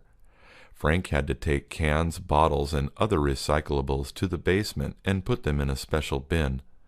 He did not, though, have to worry about remembering what day was trash day. He did not have to worry about taking the trash out to be collected. That was the job of the building's superintendent. The 2-bedroom house Frank moved into had no superintendent, though. Frank was provided with 3 trash cans by the city. Each trash can was a different color. The black one was for regular garbage. The blue one was for paper, plastic, and cans so that they could be recycled. The green bin was for leaves, cut grass, and tree trimmings. Each bin needed to be put out to the curb before the city sanitation trucks came around early Monday morning. Frank couldn't put the cans out too early either. If he put the cans out on the curb before 6 p.m. on Sunday evenings, he could get a ticket and have to pay a fine. Frank decided to set a reminder on his cell phone. Every Sunday night at 6 in the evening, his phone would beep reminding him to take the trash bins to the curb. Frank also had to pay the city every 3 months for trash collection. That was something that he didn't have to do when he rented an apartment. Living in a house sure involved a lot more responsibility than living in an apartment building. Andrea's acne was getting worse by the day. Not only did it not look good, but it made her feel self-conscious. She wanted to go see a dermatologist about her skin condition. Andrea had health insurance through her job. When she signed up for a health plan, she chose a primary care physician. That doctor would take care of Andrea's basic health needs. The primary care physician was not a dermatologist, though. If Andrea wanted the health insurance to pay for the dermatologist, she first needed to make an appointment with her regular physician. Otherwise, Andrea would have to pay out of her own pocket to see a dermatologist. Andrea called her primary care provider. She had to wait a week for an appointment since her acne was not an emergency. When it was time for the appointment, she showed her doctor the acne problem. Her primary care physician was able to prescribe a skin cream for Andrea. Andrea used that skin cream for a week, but her acne did not get any better. She called her doctor back. The doctor couldn't do anything else for her, so the doctor gave her a referral to see a skin specialist, a dermatologist. Andrea called the dermatologist, but she had to wait another 3 weeks for an appointment. Her acne had gotten worse over these 3 weeks. When she finally saw the dermatologist, she ran a number of blood tests and allergy tests. The dermatologist told Andrea that the acne was actually an allergic reaction to fried foods. Andrea thought it was a lot of trouble to finally find out what was wrong. She was happy, though, that she knew all she had to do was not eat fried food, which was not good for her waistline or her skin. It was almost 5 p.m. on Friday afternoon. Ed was working. His co-worker Jack popped his head inside Ed's cubicle. "Are you coming to happy hour?" Jack asked. Ed had heard of Happy Meal, but he had never heard about happy hour. Ed asked Jack what happy hour was. Jack explained that happy hour was actually a few hours on weekday afternoons when people were leaving work and when bars had special prices on drinks and appetizers. Sometimes you pay for only one drink and they give you 2. Other places have a special menu of food and drinks that is only good during certain hours. Ed thought that it really did sound like a good reason to be happy. However, Ed still had at least an hour's worth of work to do. Ed's co-workers encouraged him to come and have at least one drink with them. Ed finally decided to go with them to the nearby pub. However, Ed had more than one drink. He had had a few. He had so many drinks that his co-workers put him in a taxi home at the end of the night. On Saturday morning, Ed was not feeling happy at all. He had a horrible headache and felt sick to his stomach. His wife made him a special soup and gave him some medicine. When Ed returned to work on Monday morning, he felt much better physically. His co-workers, however, teased him about drinking so much on Friday. His boss wondered why Ed hadn't completed all the work he was supposed to finish on Friday. Ed certainly couldn't tell his boss that he left work early to go drink with his colleagues. Ed was called into his boss's office to explain. "I guess I was too happy," Ed said unhappily. One of the greatest moments in a young person's life is the day when he or she starts learning to drive. Learning to drive is a rite of passage. It is one of the steps young people take to develop into adulthood. This is a wondrous time full of excitement and expectations. One of the most attractive things about learning to drive is the freedom that comes from operating a vehicle. Once people are able to drive a vehicle, they can go anywhere in the city and beyond. In Southern California, the region was planned and built in a spread-out fashion with miles and miles of freeway access. A new driver no longer needs to rely on others to go somewhere. He or she is now free to go out on their own. When Michael Allen first learned to drive, he was so excited. He was 16 years old, which in California means he can get a driver's permit. After 6 months with a permit, he could have a license to drive. Michael had been pestering his father to teach him how to drive for months, and now came the big day. His father, Edward, was a big, strong man who insisted on teaching Michael on a standard transmission car. That meant Michael had to learn how to operate a clutch and gear shifter, which is not easy. The two began their lessons. Edward was a difficult taskmaster, and Michael was having great difficulty at first. "Let the clutch out slowly," Edward began yelling every time Michael didn't do it correctly. "Ease it through, you can do it," said Edward to his son. "I'm trying, Dad, I'm trying," said Michael. It was not pleasant at first, but soon Michael was driving up and down the block. He was very pleased, and so was his dad. Michael was now a driver. Spring finally arrived. This past winter was a long, cold, and snowy one. Gonzalo was ready to get outdoors and play some sports. However, since Gonzalo was new in town, he didn't have that many friends. He decided to try to get some of his co-workers together. In the company lunchroom, he put up a paper. The paper invited people to meet Gonzalo at a nearby park on Saturday for a game of football.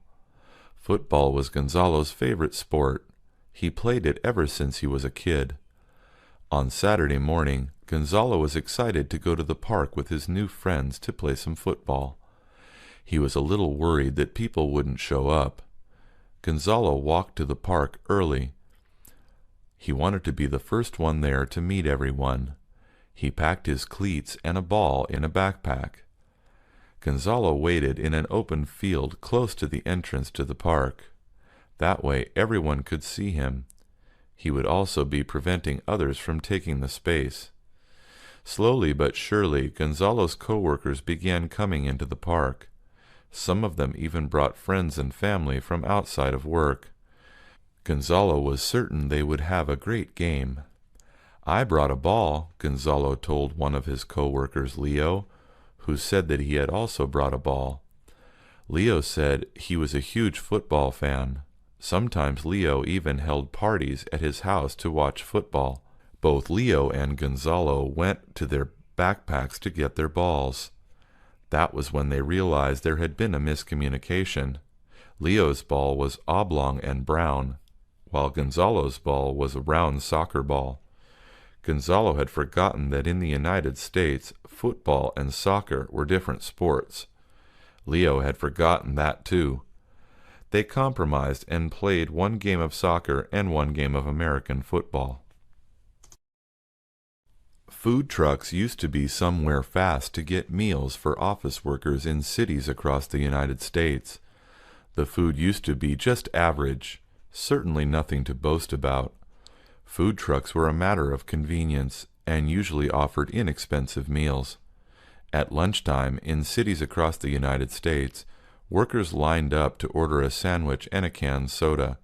The meal rarely cost more than $5. They took their food and ate as they walked. Some workers would take their food back to their offices and eat in the company lunchroom or at their desks. Food trucks have come a long way. They are no longer thought of as just food on wheels. Now food trucks are considered a gourmet dining experience. There are food trucks selling cuisine from all over the world. There are Korean barbecue food trucks and food trucks that sell lobster rolls. There are even food trucks that specialize in desserts. These dessert food trucks sell more than just ice cream cones. They sell cakes and pies. There are even cupcake trucks. Food trucks have become so popular that many use social media to reach customers and create a fan base. Some food trucks use Twitter to let customers know what their menu is for the day. Other food trucks use Facebook to let customers know on what corner they will be parked. These clean food trucks with their gourmet food and large fan base are not a bargain anymore, though. Rarely can you get a meal from a food truck for less than $10. Some people think the price is worth the quality. Others just bring sandwiches from home. Nelson Mandela was a South African anti-apartheid activist and human rights advocate whose life had a profound effect on American culture. Mandela served as president of South Africa from 1994 through 1999, but his story began decades earlier. His life's work was to bring South Africa into mainstream 20th century thinking by ending apartheid. Apartheid was a system of South African government that was based on racial segregation between the minority white population and the black South Africans. It was a controversial form of government that was in effect from 1948 to 1994 and caused great social turmoil. The system was put into place following World War II, but racial segregation began much earlier in the country. Apartheid separated South Africans by race by placing people into 4 different classifications: white, black, colored, and Indian. Each group had different levels of privilege, with white South Africans being the most favored. From 1960 to 1983, 3.5 million black South Africans were forcibly removed from their homes. In 1970, all non-white politicians were removed from government. Mandela's move to end apartheid began in 1949 when he supported and organized non-violent boycotts, strikes, and civil disobedience. He was arrested and charged with treason in 1956 for his role in the social uprising, and was eventually jailed for 27 years. During this time, most of the countries in the world called for his release and placed trade embargoes against the white regime. The country finally gave in to international pressure and released Mandela. He became an international symbol for peaceful demonstration and for his humanitarian work and perseverance. He was elected President of South Africa in 1994, serving for 6 years. Mandela died in December 2013. One of the most influential figures in human history is Charles Darwin. Darwin has been called the father of evolution for his work in evolutionary science. In the United States, Darwin has become the symbol for atheists in the country, as his theory of evolution smacks in the face of creationism. His theory claims that all of Earth's species have been descended from their ancestors, and that they have adapted to their surroundings throughout history. It also claims that every species has a common ancestor. Darwin introduced his theory in his landmark book On the Origin of Species in 1859. The book has met with suspicion from both the scientific community and the general public, but by the 1870s, his work was beginning to gain mass acceptance. One of his most significant studies came when he sailed with the HMS Beagle, a British sea vessel, to the Galapagos Islands. The islands have been long isolated from the South American mainland and provided him with a unique insight on the process of evolution. When sailing from island to island, Darwin noticed similarities between island species and mainland species. Most were similar in many ways, but some had subtle differences. He also found that the same species had differences from island to island. To Darwin, it was clear that the reason for the slight differences was the individual environment of each island. These islands showed Darwin the evolution process in the making. Darwin has many critics from religious circles. A very famous caricature of Darwin depicting him as a half-human monkey was published in 1871 in response to his theory that humans evolved from ape-like creatures. He spawned a movement of non-believers called Darwinism, which includes people who feel his theories are rooted in the scientific method as opposed to religious dogma. Barbara dropped out of college 17 years ago when she had her first daughter. She always regretted dropping out. She had been a good student and had enjoyed going to classes in college. However, when she had her daughter, she didn't have time to continue with her studies. She needed to find a full-time job.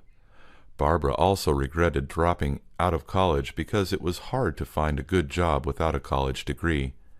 While Barbara was lucky enough to always find work, some of the jobs she had didn't pay well. Most of them didn't offer benefits like vacation pay and health insurance. Barbara was sure that if she had a college degree, finding a better-paying job with benefits would be easier. Barbara's daughter was now a teenager. She was beginning to look at colleges. This inspired Barbara to go back to school herself. Barbara wanted to finally get her bachelor's degree. Since her daughter was in high school, Barbara had more time. She didn't have to constantly watch over her daughter. However, even as a teenager, Barbara's daughter still needed to eat and needed clothes, so going to college on a regular schedule was not an option for Barbara. Barbara went to the local community college to learn about her options. A college counselor told her that she could take online classes to finish her degree. Barbara was worried that these classes wouldn't give the same credit as a traditional college class would. The counselor told her the credits were the same, and online classes were good for non-traditional students like her. Barbara enrolled and became a student again. One of the world's greatest tragedies was the sinking of the luxury liner Titanic. Although it was a British ship, many Americans were on board during that terrible night of April 15, 1912. The ship was on its maiden voyage on that night when it struck an iceberg in the deep waters of the North Atlantic Ocean. The ship was en route to New York City from Southampton, UK, when it hit the iceberg, killing more than 1,500 of the 2,224 passengers. The ship was the largest ship ever built to that date, and it was thought to be unsinkable. The ship's passengers varied from some of the richest people in the world at the time to thousands of immigrant workers who were trying to find work in the United States. The Titanic was equipped with technology safety features like remote control watertight doors and watertight compartments, but it did not carry enough lifeboats for all passengers. Because of the immense size of the ship, it was thought to be unsinkable, a fact that contributed to a small number of lifeboats carried on the ship. Additionally, many of the lifeboats were not filled to capacity when they were launched, causing more loss of life. Most of those killed that night were men. The protocol followed by the ship's officers required women and children first when loading lifeboats. The accident was met by international shock and grief. Many of today's maritime rules were put into place because of this disaster. Only 705 passengers floating on lifeboats were saved that night. The ship broke into two parts before it went under. It remains more than a mile deep in the North Atlantic. The sinking of the Titanic has been documented in film and literature over the years.